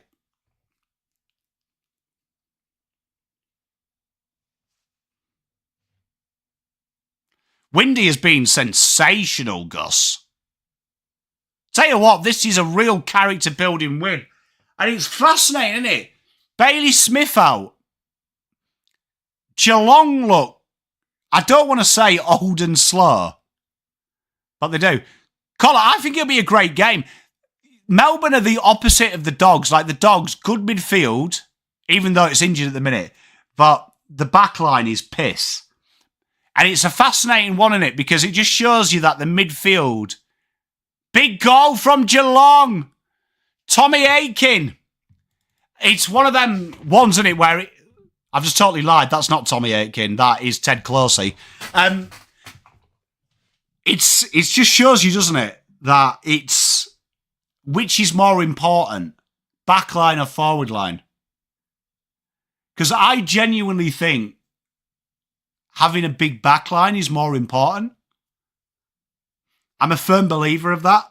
I think you can get away with having it.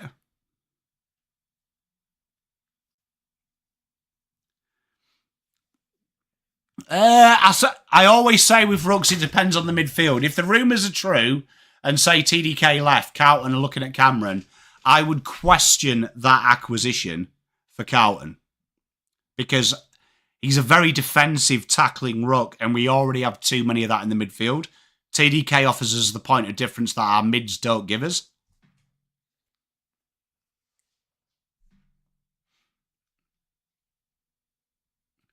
Oh, I think midfield is important to an extent, but I'll always say this about the midfield. You look at Carlton's midfield, they dominate the stat line. But if they don't get it forward, what's the point? But, like, I think when you look at teams that have won the flag, like Richmond, when they won the flag, I don't think their midfield was as the best in the league. Big goal for the Geelong. Come straight out of the corridor. They needed a bit of injection. They get it. And it was a great goal. The tap comes down. They burst through. And Bob's your uncle. Blitzarb's great little handball. And the handball chains are get going. And a big, big goal. Back line for flags. Forward line game start. I agree. Yeah, I agree, Double Dummy. Like, I don't think their midfield, it was sensational, but I don't think their midfield was the best in the league at the time. I think they just had a real good back line and they had good forwards. That's where I question Melbourne. Their forwards, I think you can get away with it because there's so much midfield goals.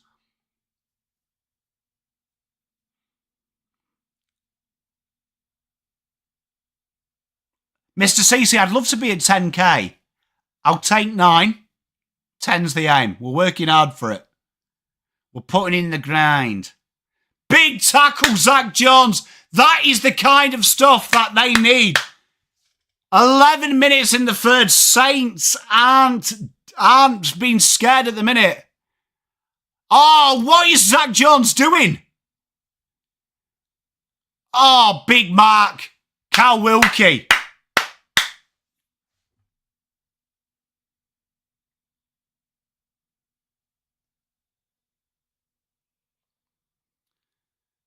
You know what? I've actually really liked Caminiti in defence. You know what? I wasn't sold on it. I've really liked how he frees himself up.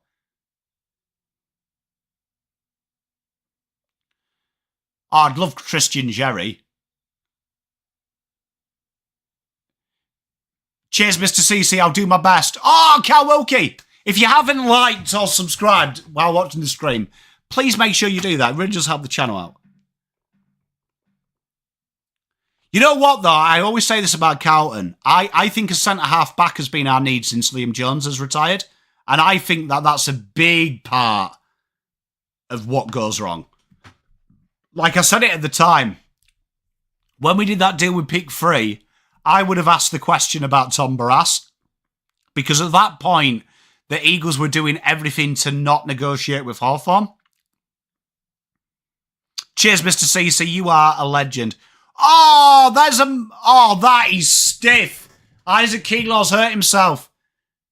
Mitch Owen concedes the free and Geelong build from the back.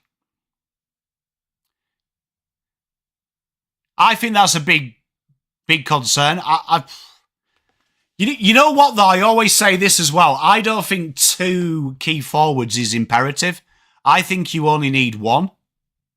I don't know what everyone else thinks. I think you only need 1 dominant one and 1 steady one. I think it's the biggest myth in the world. You need 2 A-grade forwards.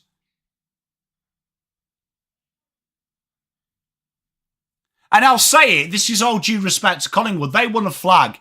And Brody Myercheck ain't top 20 forwards in the league. I think Houston would have helped, but I think you look at Carlton's game style. Look at how Houston plays. I don't think Houston suits how Carlton play at the minute. So I don't think you'd see any difference because our halfbacks win the ball. And even if you're an elite kick, you're still kicking it to a contest.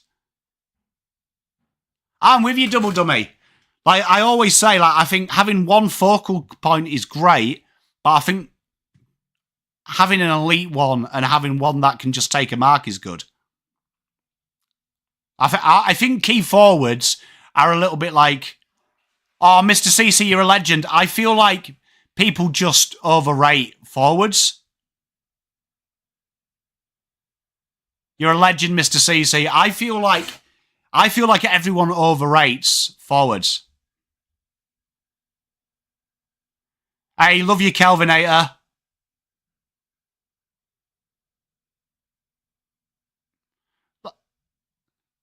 Yeah, I think that's a big one as well, Hawks Hour as well. Wingmen need to be... Yeah, but that's the AFL, innit? People just fucking make up niche shit. Like, as soon as one club does it and it looks relatively good, everyone else does it.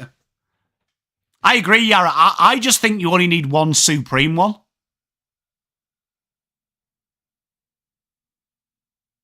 Like, you know what? How many Carlton fans are in chat? Hypothetical trade.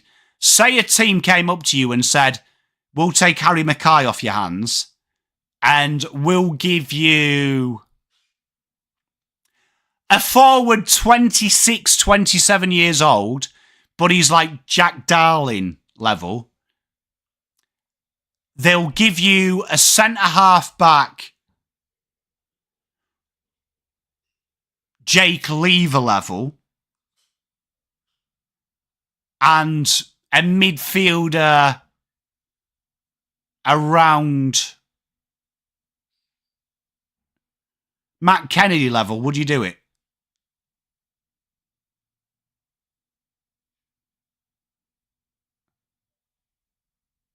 Like, personally, I would.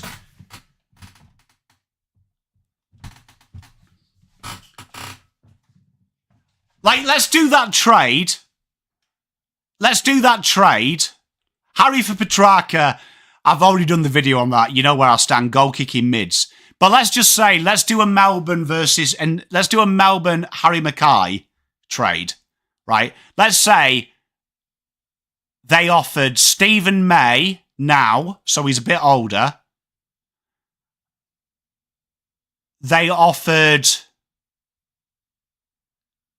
Stephen May now.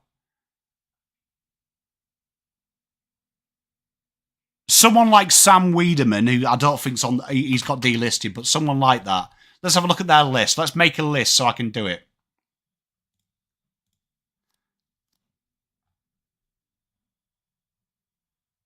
Because these are good games. These are good games.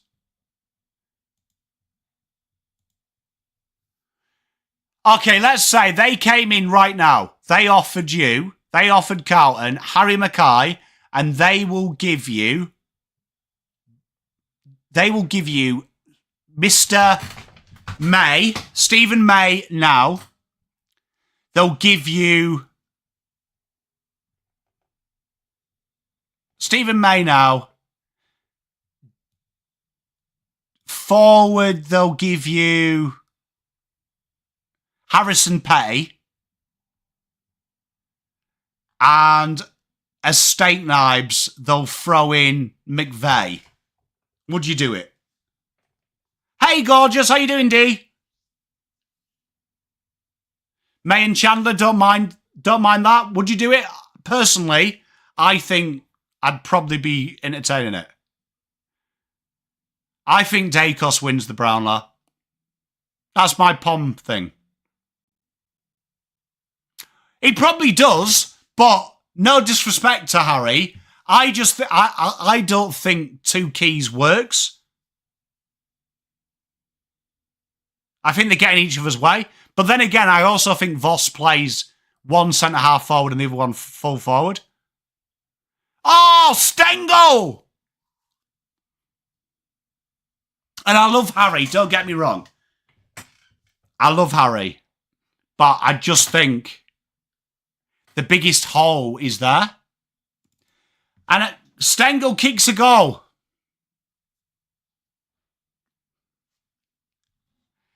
You know what? You've got to say that I've got to give full credit to Bronx that he has that many burners.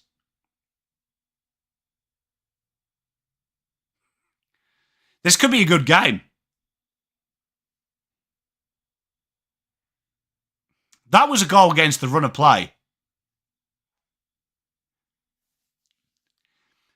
Double dummy, the way I see it is Carlton have kind of the Jack Steele problem. And that is, he wins a lot of ball and no one uses his hard work. So I would like to get someone like Petrarca would be perfect. Imagine Petrarca being fed by Cripps. He'd have 40 goals a year. Saints really need to fight back here. 5 minutes 44.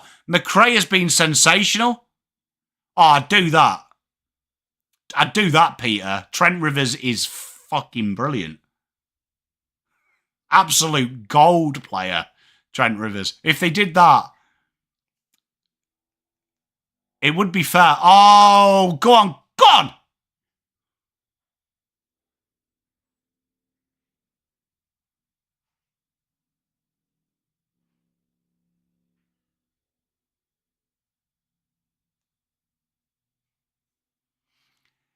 Like I've said it for years, you know the most annoying thing is Cripps does all that. Can you imagine Cripps at Collingwood? Like imagine Dacos getting the ball 30 times from hard situations on the outside. He would be. There wouldn't be a question mark about the best player in the league. In my opinion. Like, I actually do find it hard watching Carlton's midfield that they've got the best extractor in the league.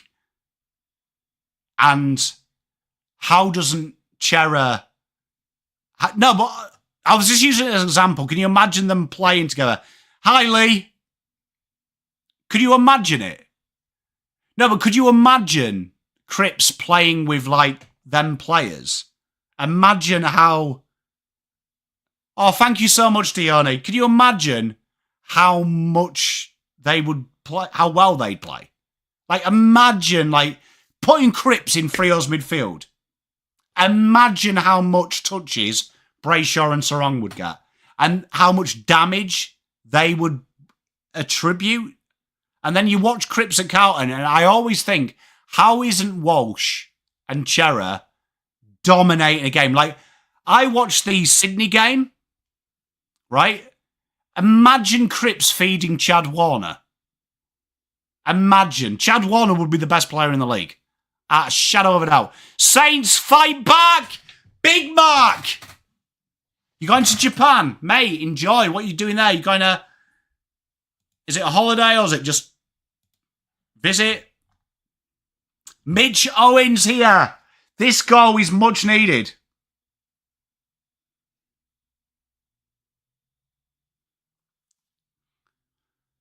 I always think that, though, like, the best extractor in the league, we don't have, like, a midfielder that dances out of traffic. Like, I always find that weird. And I'd love to know what opposition fans feel. But, like, on paper, that is a horrible kick from Mitch.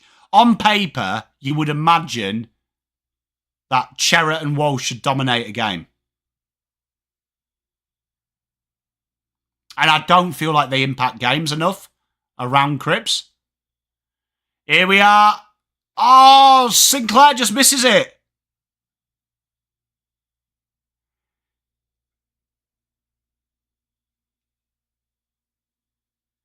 And here we are. Mitch has a chance to right the wrongs of his miss earlier. Oh, did you send me a message? Babe, we're in the same room.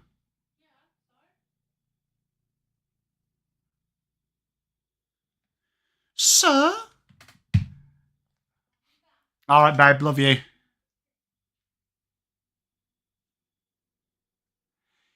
He ran into the Saints player, like absolutely went bang into the head.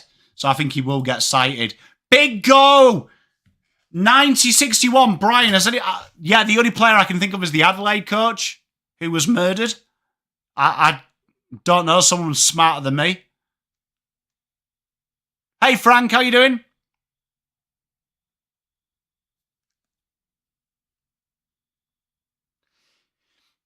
Yeah, so if you were building a team, you'd want your extractor, wouldn't you?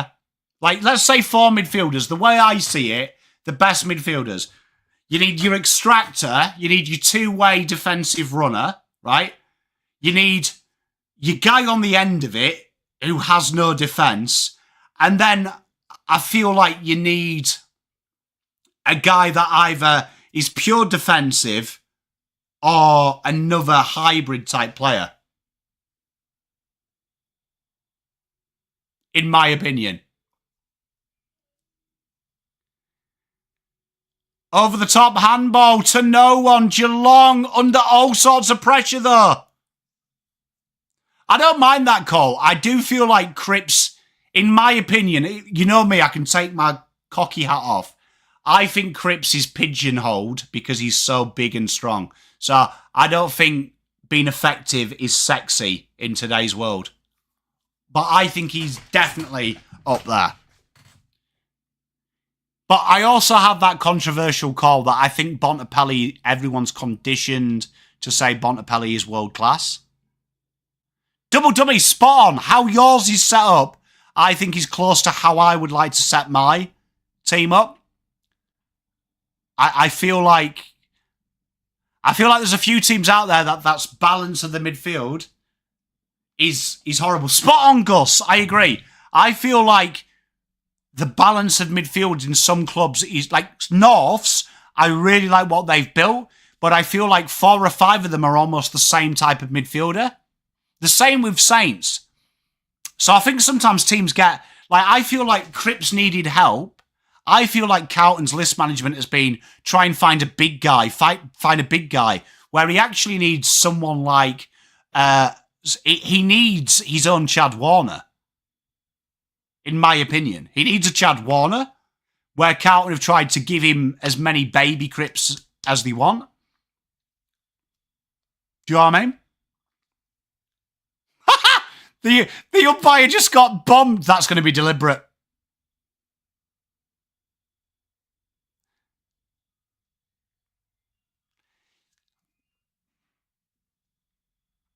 Oh, Pendles is world class. But Collingwood have got it. Like, do you know what I mean? Like, they probably haven't got the extractor to the level of Carlton. But, like, if you actually look at their makeup, they've got the makeup I'm talking about as well. You know what? Braden Maynard would be someone I'd be very interested as a Carlton fan. He would be a player that I'd love to bring in.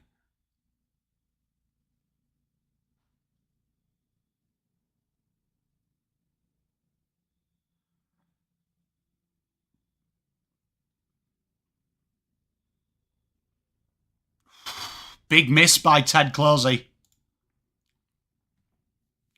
And that's 63-90, third quarter time.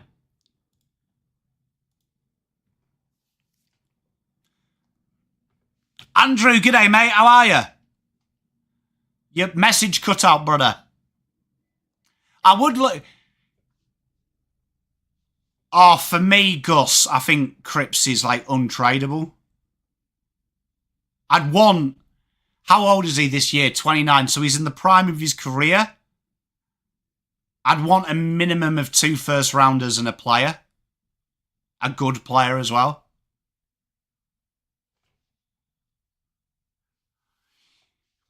Ryan, I think they've got the talent to. My question with the Blue Boys at the minute is their game style, mate. I don't know about you. It's the game style.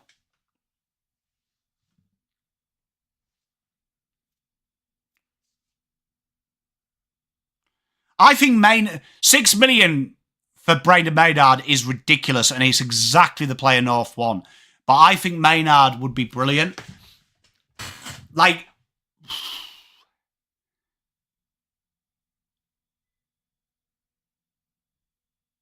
I agree, Andrew. Spot on, mate, and good to see you, mate. I agree. Generation talent, build it around him. But like I was saying, to answer that question with Cripps, I couldn't see us ever trading it. So I think, like I say, with Cripps, I think the issue Carlton have had for the last 5 years is we've been obsessed with getting Cripps help, and they've gone the wrong way. They've gone, let's bring more physicality. And if you remember when George Hewitt came, do you remember Carlton said they were going to make him lose 5Ks and make him be quicker?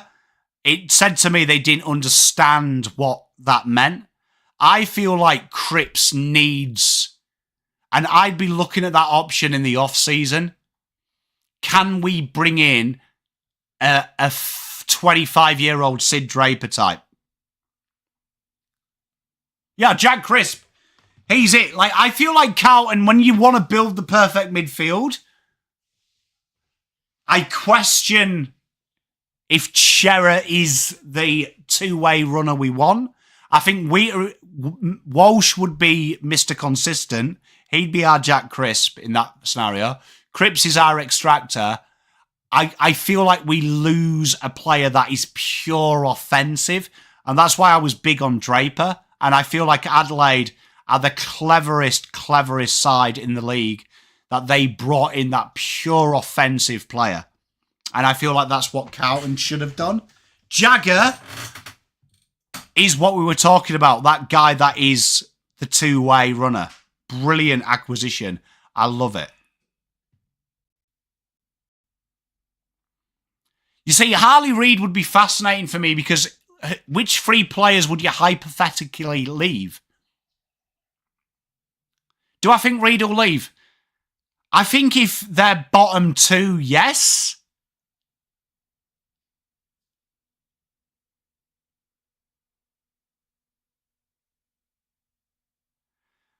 I think Andrew Cripps is one of them players that thrives on it, and you can see that Cripps gives everything, man. He gives everything. The issue I've got with how Carlton lose Cripps is, like, you look at winning the ball that many times, teams now separate TDK and Cripps from the front of the contest. So they win the ball, and then they've got no one to give it because they come and help him. Like, when you watch Nick Dacos, and this is one of the things that annoys me about the AFL, is everyone goes, oh, he skirts contest, win a hard ball. His gift is he never gets drawn into the contest. So when Cripps wins the ball, Pendlebury wins the ball, bang, Dacos is running into space. And that's where you want him. I wish we had a player like that, Carlton. It was like, you know what, I'm going to get 0 contested possessions today. Because Blake Acres goes at 50% contested possessions. This week, you know what annoyed me? Lucas Camparelli had the same amount of contested possessions as D'Ambrosia for playing half a game and having a third of the touches. He had the same amount of contested possessions Chad Warner had against Carlton, playing on the ball. He's a fucking winger. Create some spread. And the good teams, look at the good teams now, right? So Geelong, I'm not worried about Geelong if they lose this game, to answer cat across the ditch. I'm not worried because they're an incredible good team. They don't really play Marvel well, and they've got jumped. They'll be fine. They'll be in the 8. But we look at the top teams. Brisbane, win the ball, get it out wide. Adelaide, they're doing that mentally. Collingwood do that, right? Do you know what I mean? Win the ball at the contest, get it out wide. Sydney, even St Kilda, everyone calls him boring football. Even they go and spread. Like, they actually built their list the opposite of everyone else. They bought outside runners first before the inside. So, for me, that's the way football's going.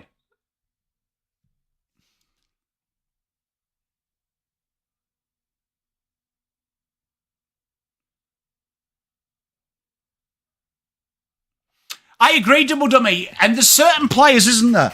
Like, I always say this. I just think if you gave... Spot on, Andrew. And it baffles me because the top teams are doing that and they're actively doing it. Actively doing it. And it feels like, you know what? It feels like having an argument with your dad when you watch how Carlton are playing at the minute. And your dad says his music's better than yours. And you're like, fuck off, mate. Fourth quarter begins. Sam De Koning, still not convinced. Cat across the ditch. You still here, my friend? What are your thoughts on Sam De Koning in the ruck? I don't like it. Big run here. Zach Jones into space. You know what? Can I just say, Mitch Owens and Caminiti been brilliant. Spot on, Dabber. But... I was saying this the other day. All sport has become more uncontested. Like when I watch Carlton, it's like watching a rugby league player play rugby union. Right? We played rugby union, scrimmage after scrimmage after scrimmage, ruck, maul, ruck, maul. And then it's like watching a rugby league player play it, and you realise union players are fat and slow. Because they just go bang, bang, bang, bang, bang. Here we are. Saints, Geelong aren't going away. Saints being big and strong.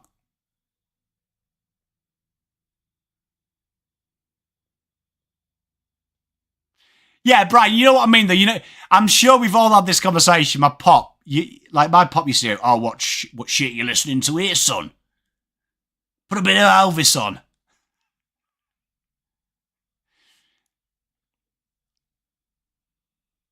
Oh, double dummy, I probably wouldn't. Like, I used to play inside centre. When I had to play rugby union, it was the easiest gig in the world. Playing inside centre union compared to league, so easy. Oh, Mr. CC, thank you very much. You are a legend, mate. I appreciate you. St Kilda showing a bit of control here. Beautiful football.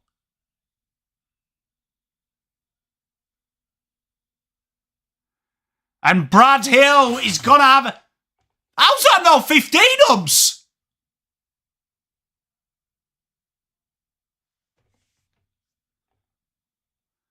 That's a... Hey, Mitch, are you in chat?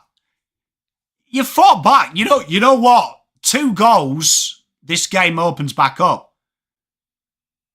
Jack Higgins, selfless. Zach Jones. What is this umpire doing? I do, Andrew. It's funny you say that. It does seem at a night time the servers take ages. Geelong really, really needs something here. They go out wide. Something has to hit here. And Blitzab's gone full forward. Can't bring it down. Oh, Brad close. Digsby, I think they've lost it. I think it is Big Mark. Ollie Dempsey. They need something. Hey, Michael, spot on, mate. Saints have come to play. We said at the start, if they can get 4 goals up, it'll be tough because they can control it. But tell you what, they will get the next goal through the corridor. It could be an interesting game. I reckon there's still a twist and turn. Dempsey slots it through. 16 minutes to go. And Geelong on the magical number, 69, playing 90.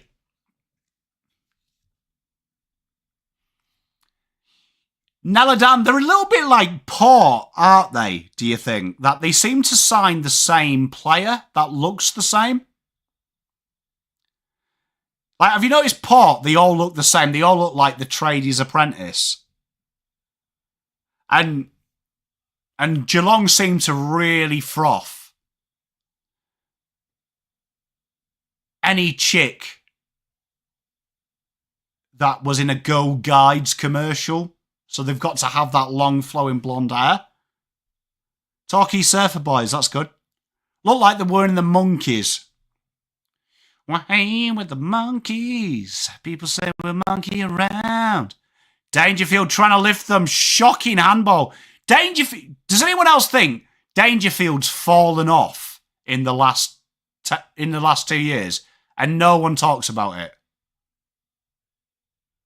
Does anyone else think he's absolutely fallen off and we just don't talk about it?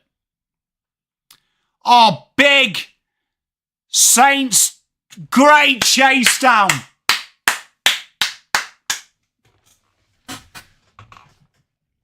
It's like Carlton will always sign a bloke that sounds slightly Italian. Like, if you ever want to get your kid a contract, just make him play mid and give him a slightly Italian surname. 69 plays 90, 16 minutes left. Jack Steele, handball. Rowan Marshall. Oh, legit, it's media. Jack Higgins! Big goal! Big goal! 96 plays 69. And tell you what, this is one for the ages. Saints, 21 point lead. 27, sorry. Helps if you can do math. I agree. I don't think anyone talks about the fall off of Dangerfield. I think it's just everyone's like, nah, it's all right. Dangerfield's good. I think it's a massive fall off. Yeah, Beatles cartoon as well. They do look like the Monkeys, didn't they? Because the Monkeys tried to copy the Beatles haircut, but it was a bit longer. Oh, they all look like the drummer from Hanson.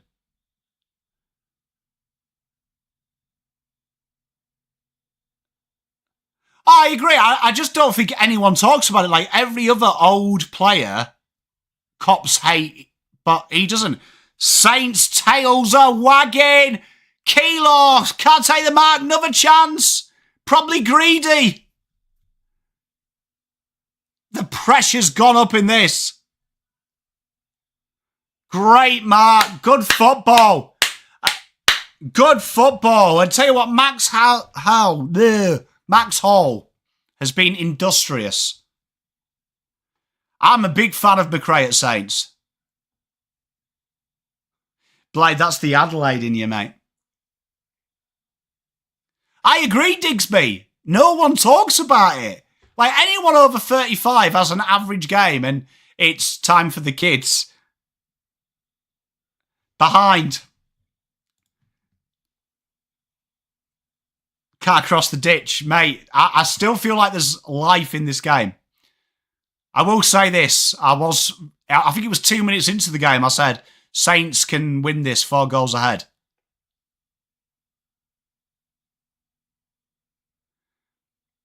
Zach Guthrie. Has Zach Guthrie bleached his hair? I swear he wasn't that blonde 2 years ago. It's actually, we haven't really noticed the umpires. Good call. Maybe all the shit they've copped, they've maybe learnt. You know what, though? One positive for you, Cat Across the Ditch, is I've really liked Connor O'Sullivan's game. Don't know what you thought. Why is Jeremy Cameron playing back pocket? Game's on the line. Digsby, what is going on there? Oh, big mark! Big mark! Ollie Henry! Ollie Henry is really looking like a jarhead every week. Oh, fumbles! Brad Close! Steadies! Ted Closey! How was Ted Closey? Oh, it went through. I was going to say, did he miss that? Big goal, 75-97. This is going to be a really good game, I think. This is probably one of the better games we've seen for a long time. I don't get it, though. Like, wouldn't you put Blitzarms there? Like, honestly. Wouldn't you put Blitzarms there if you were coach? Like, he's like your guy that can, like, win you the game. Like, you'd surely put him there now, wouldn't you?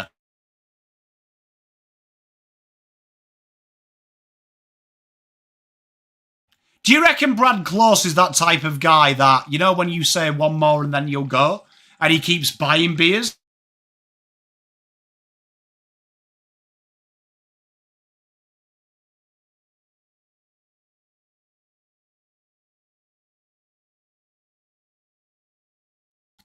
Drives it inside 50 and he's got it again. Caminiti and Mitch Owens have been brilliant. Both ends of the ground.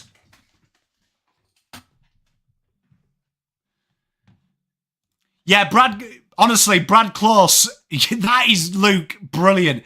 He is that guy on holiday in Bali. He invites the waiter out with you on a night out and you're like that, who the hell's this? And he's like, oh, he was our waiter.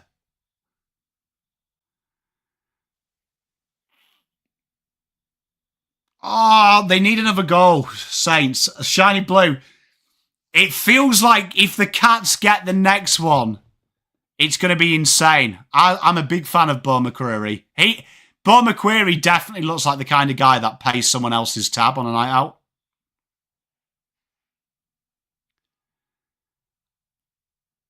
Oh, you know what? Lance is so clean.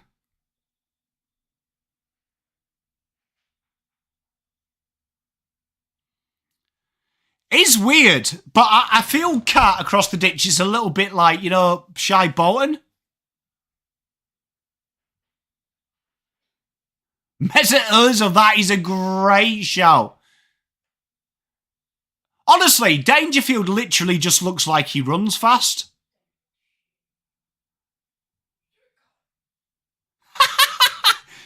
Honestly, I reckon Bo is the kind of guy that if he when you move house and he says, I'll help you, mate, he actually does fucking help. Yeah, Dangerfield's cat dies the day before. Every time.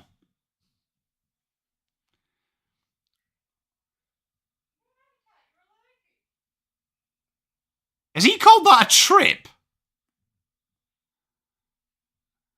Here we are. Geelong look to switch. 12 minutes to go. 75 plays, 98 in St Kilda's favour.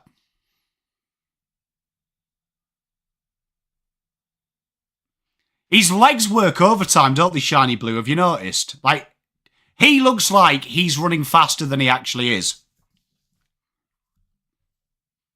Jeremy Cameron, the new back pocket. Why, what have they done? Are you going to give me shit because I predicted you'd lose by 40? Okay.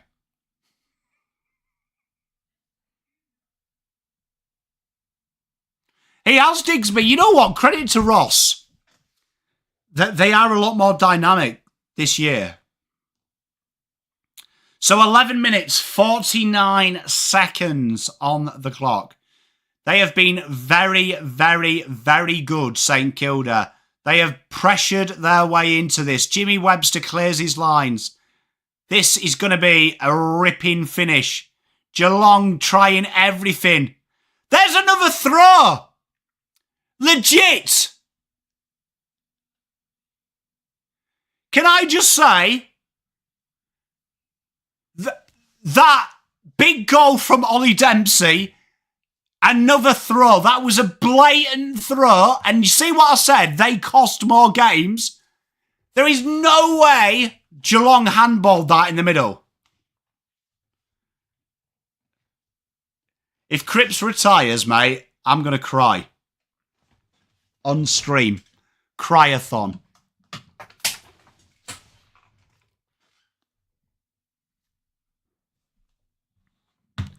In that passage of play, there was a massive throw. Who was tackled?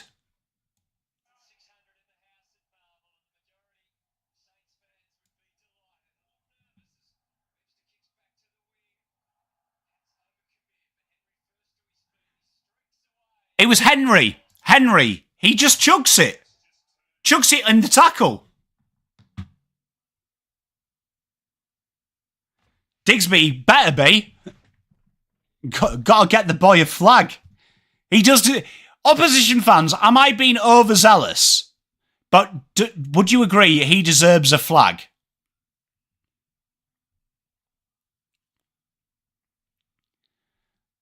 Like, the guy has carried Carlton. Judd retired and he had to step up to us. To Connor O'Sullivan, he's gone well, mate.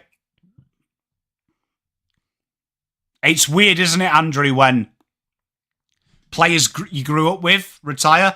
Like, I find it fucking bizarre that Rooney is a coach.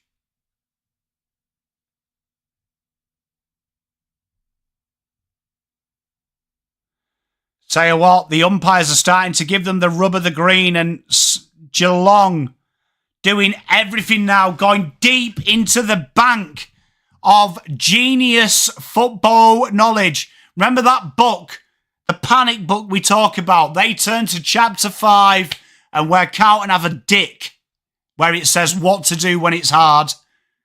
These guys have an essay. Shannon Neal from 55. Big goal. And here at Mickey Mouse Stadium. 10 minutes 11. St Kilda 98. Geelong 87. Bolton looks Lost. Mate, so good. My pop used to tell me I was meant to be born on the 24th of October, and I came out I think it was 15 hours early. Yeah, says, I find it weird. I find it weird because the Fletchers are at Man United, and his dad played when I was there, so I find that weird. I think Slobbo's winding us up, chat. Good bands, though. There's some fucking panic setting in. I'm with Juddy Sports. I think he's just read it on the Jameson's ball. Mate, that game against Fenerbahce, one of the best debuts ever. That free kick, honestly, I touched myself to that free kick. 9 minutes 49, the pressure has ramped up here at the G. St Kilda will be looking to their stars. Steele, McRae, Geelong will be going to their senior players as well. It looks like they've floated Cameron back forward. I never forget the goal against Arsenal as well. What an audacious lob as a kid.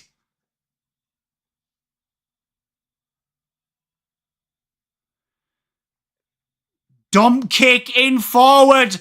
Could be a free kick here. Shannon Neal wants it. Kieran Mears straight across the face of the goal. I reckon it's the bum bag. The bum bag is a secret.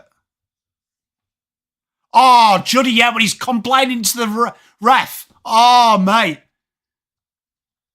Mate, there's been some great Rooney goals, to be fair.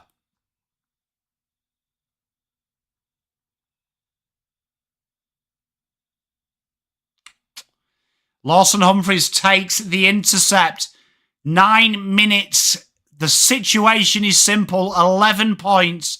9 minutes. We have a game on here. St Kilda have led from the first minute almost. All game. And a big mark from Dangerfield. Cometh the moment. This is probably my fault. St Kilda fans, I apologise. I dissed him. This is all on me.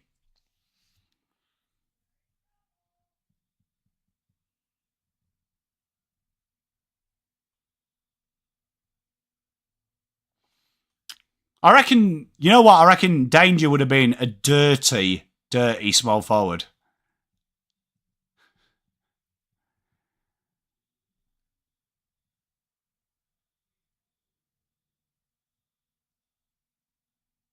Oh, Danger. Couldn't hit a cow's arse with a banjo. Great call as well by Digsby. We are 10 points in it. 8 minutes. I feel good now that I dissed him.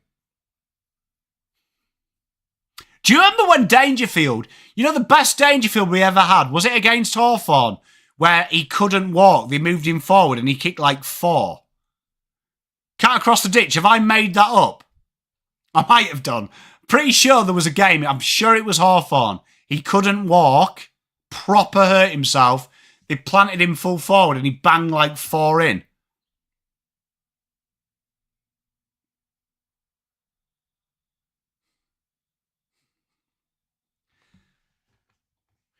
Honestly, that was a good game, that. I tell you, I've got to say. Sorry, Double Dummy.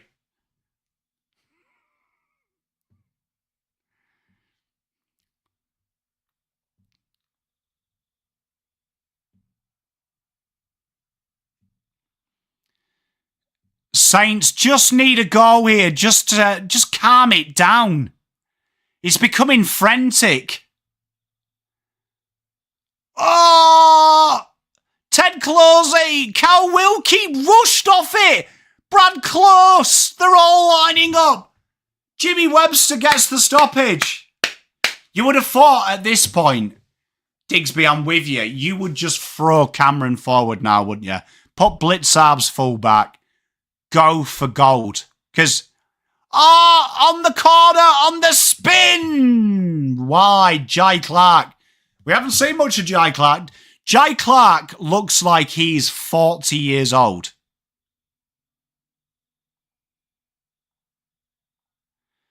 It's going to be close.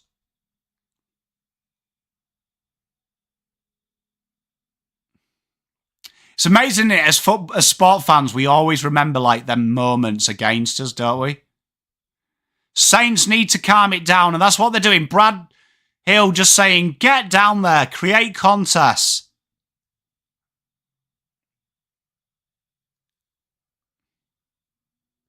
See, that's what makes me sad, Double Dummy, because I wished I was around for like Wayne Carey and Scott and players like that. Like all these players people talk about, I wasn't.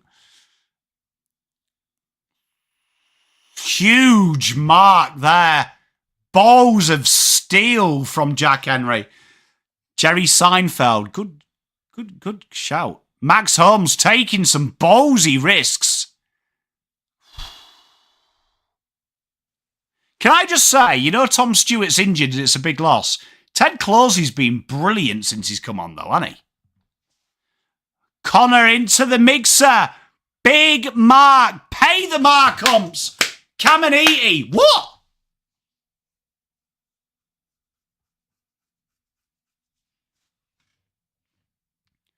He just got the mark. Tell you what, Caminiti's been good down the back.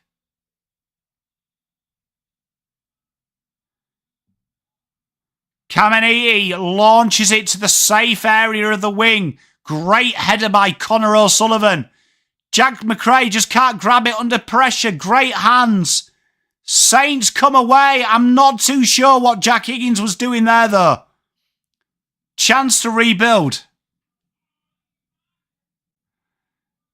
Yeah, everyone always says Carey was good. I've seen highlights, so he looks really good.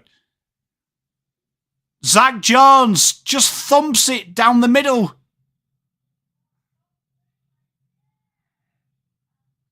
Zach Jones. Lawson Humphreys. Bit of work to do against Max Hall. Does he well?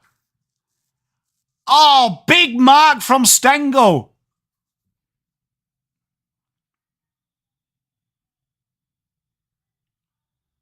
What is Nass doing? He tries to paddle it over the ground. And Brad Close.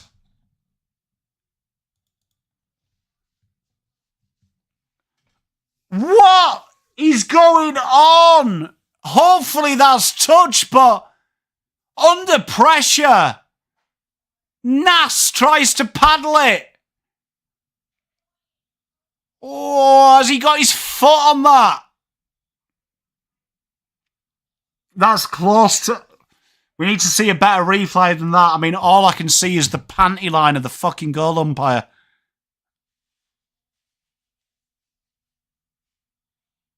I think that's come off Nass. I genuinely think that's come off Nass. Well done, black and white. There's nothing worse, mate.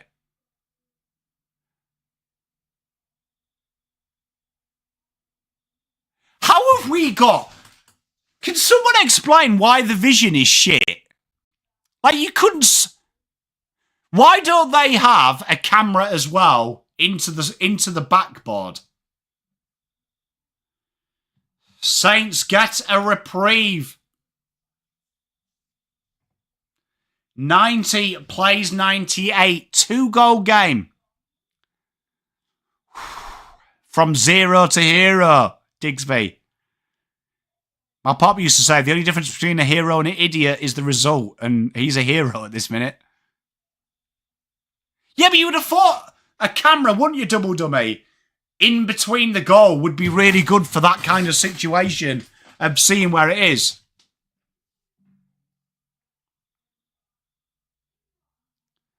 You know what? I was watching Mick Malthouse conferences, today, Double Dummy. And everyone had a mic in the press conference so you could hear it. When did that stop? Frantic defending. How much time? 3 minutes 50. Ball comes in. Mason Wood spoils it. Big tackle from Jack Sinclair. He's dragged that back in, Umps. Yeah, when did that stop happen? Because Robbo was there with a mic, then they all had mics each. Like they had their own individual mics. Big mark. Big mark. Absolute huge mark from Liam O'Connell. And now Saints just got to hold the ball. Yeah, go back and watch the Mick Malthouse on YouTube. Mick Malthouse with Robbo. All the people have their own individual mics.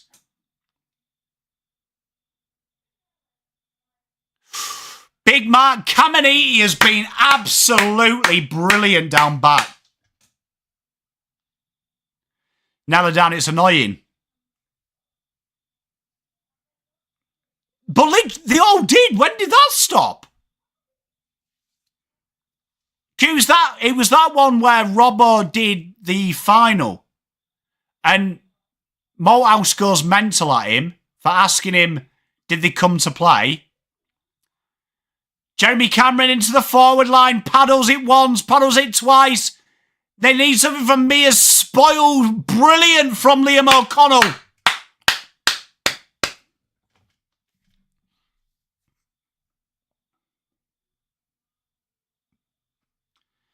It's crazy, isn't it? Multi-million-dollar sport. Kieran Dangerfield! Spoiled by Caminiti again. We're 7-point ball game. That guy there wearing a singlet at 20 minutes past 10 is a brave choice.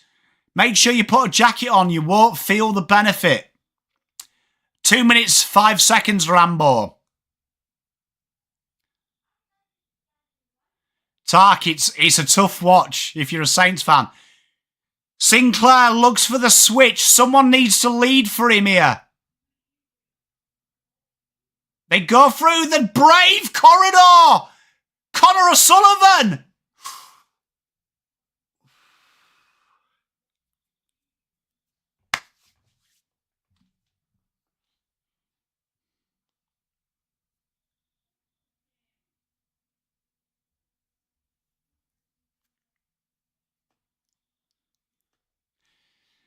Mate, he's gone full romper stomper. You're spot on. 1 minute, 26 seconds. Sullivan rises, gets the ball. Handball forward, Stengel. Inside, Max Holmes, Closey. Brave, Sinclair, George Gregan's it. And a good mark.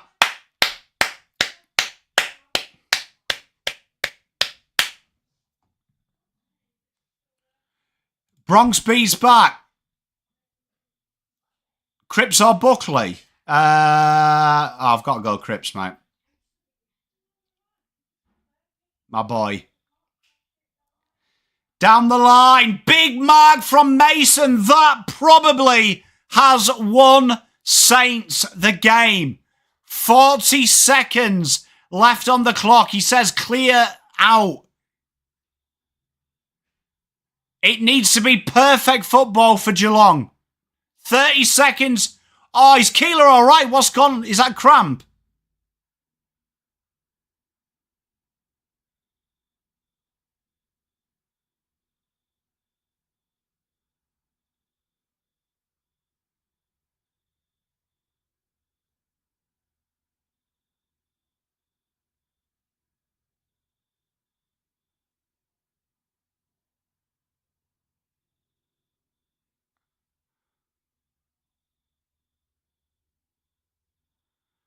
Poor kid. He deserved to kick the last kick of the game, didn't he, Kilo? He's been all right, Kilo. Jack Sinclair roofs in. Sam de Koning. Well, we're not going to see him cry in the car today. We're going to see him probably touch himself in the car.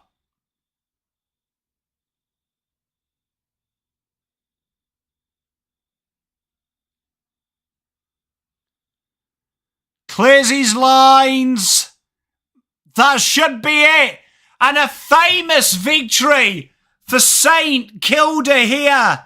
7-point win versus the Cats in what was an absolute mammoth effort from the Saints. They were poor last week. They have come out. They have been brave. I might be a genius. 1 minute in, I said if they get 4 goals in front, they'll win this. They did their best to not win it. But the Saints show character, show heart. What a huge win. What a win for the Saints. The Saints put them to the sword. 7-point win. Some great performance from the Saints. That's going to be a good one to review. Chat, thank you very much. We'll be back tomorrow. Sydney versus Fremantle. So I'm looking forward to that one. So see you tomorrow. Much love to everyone. Have a great night. Peace.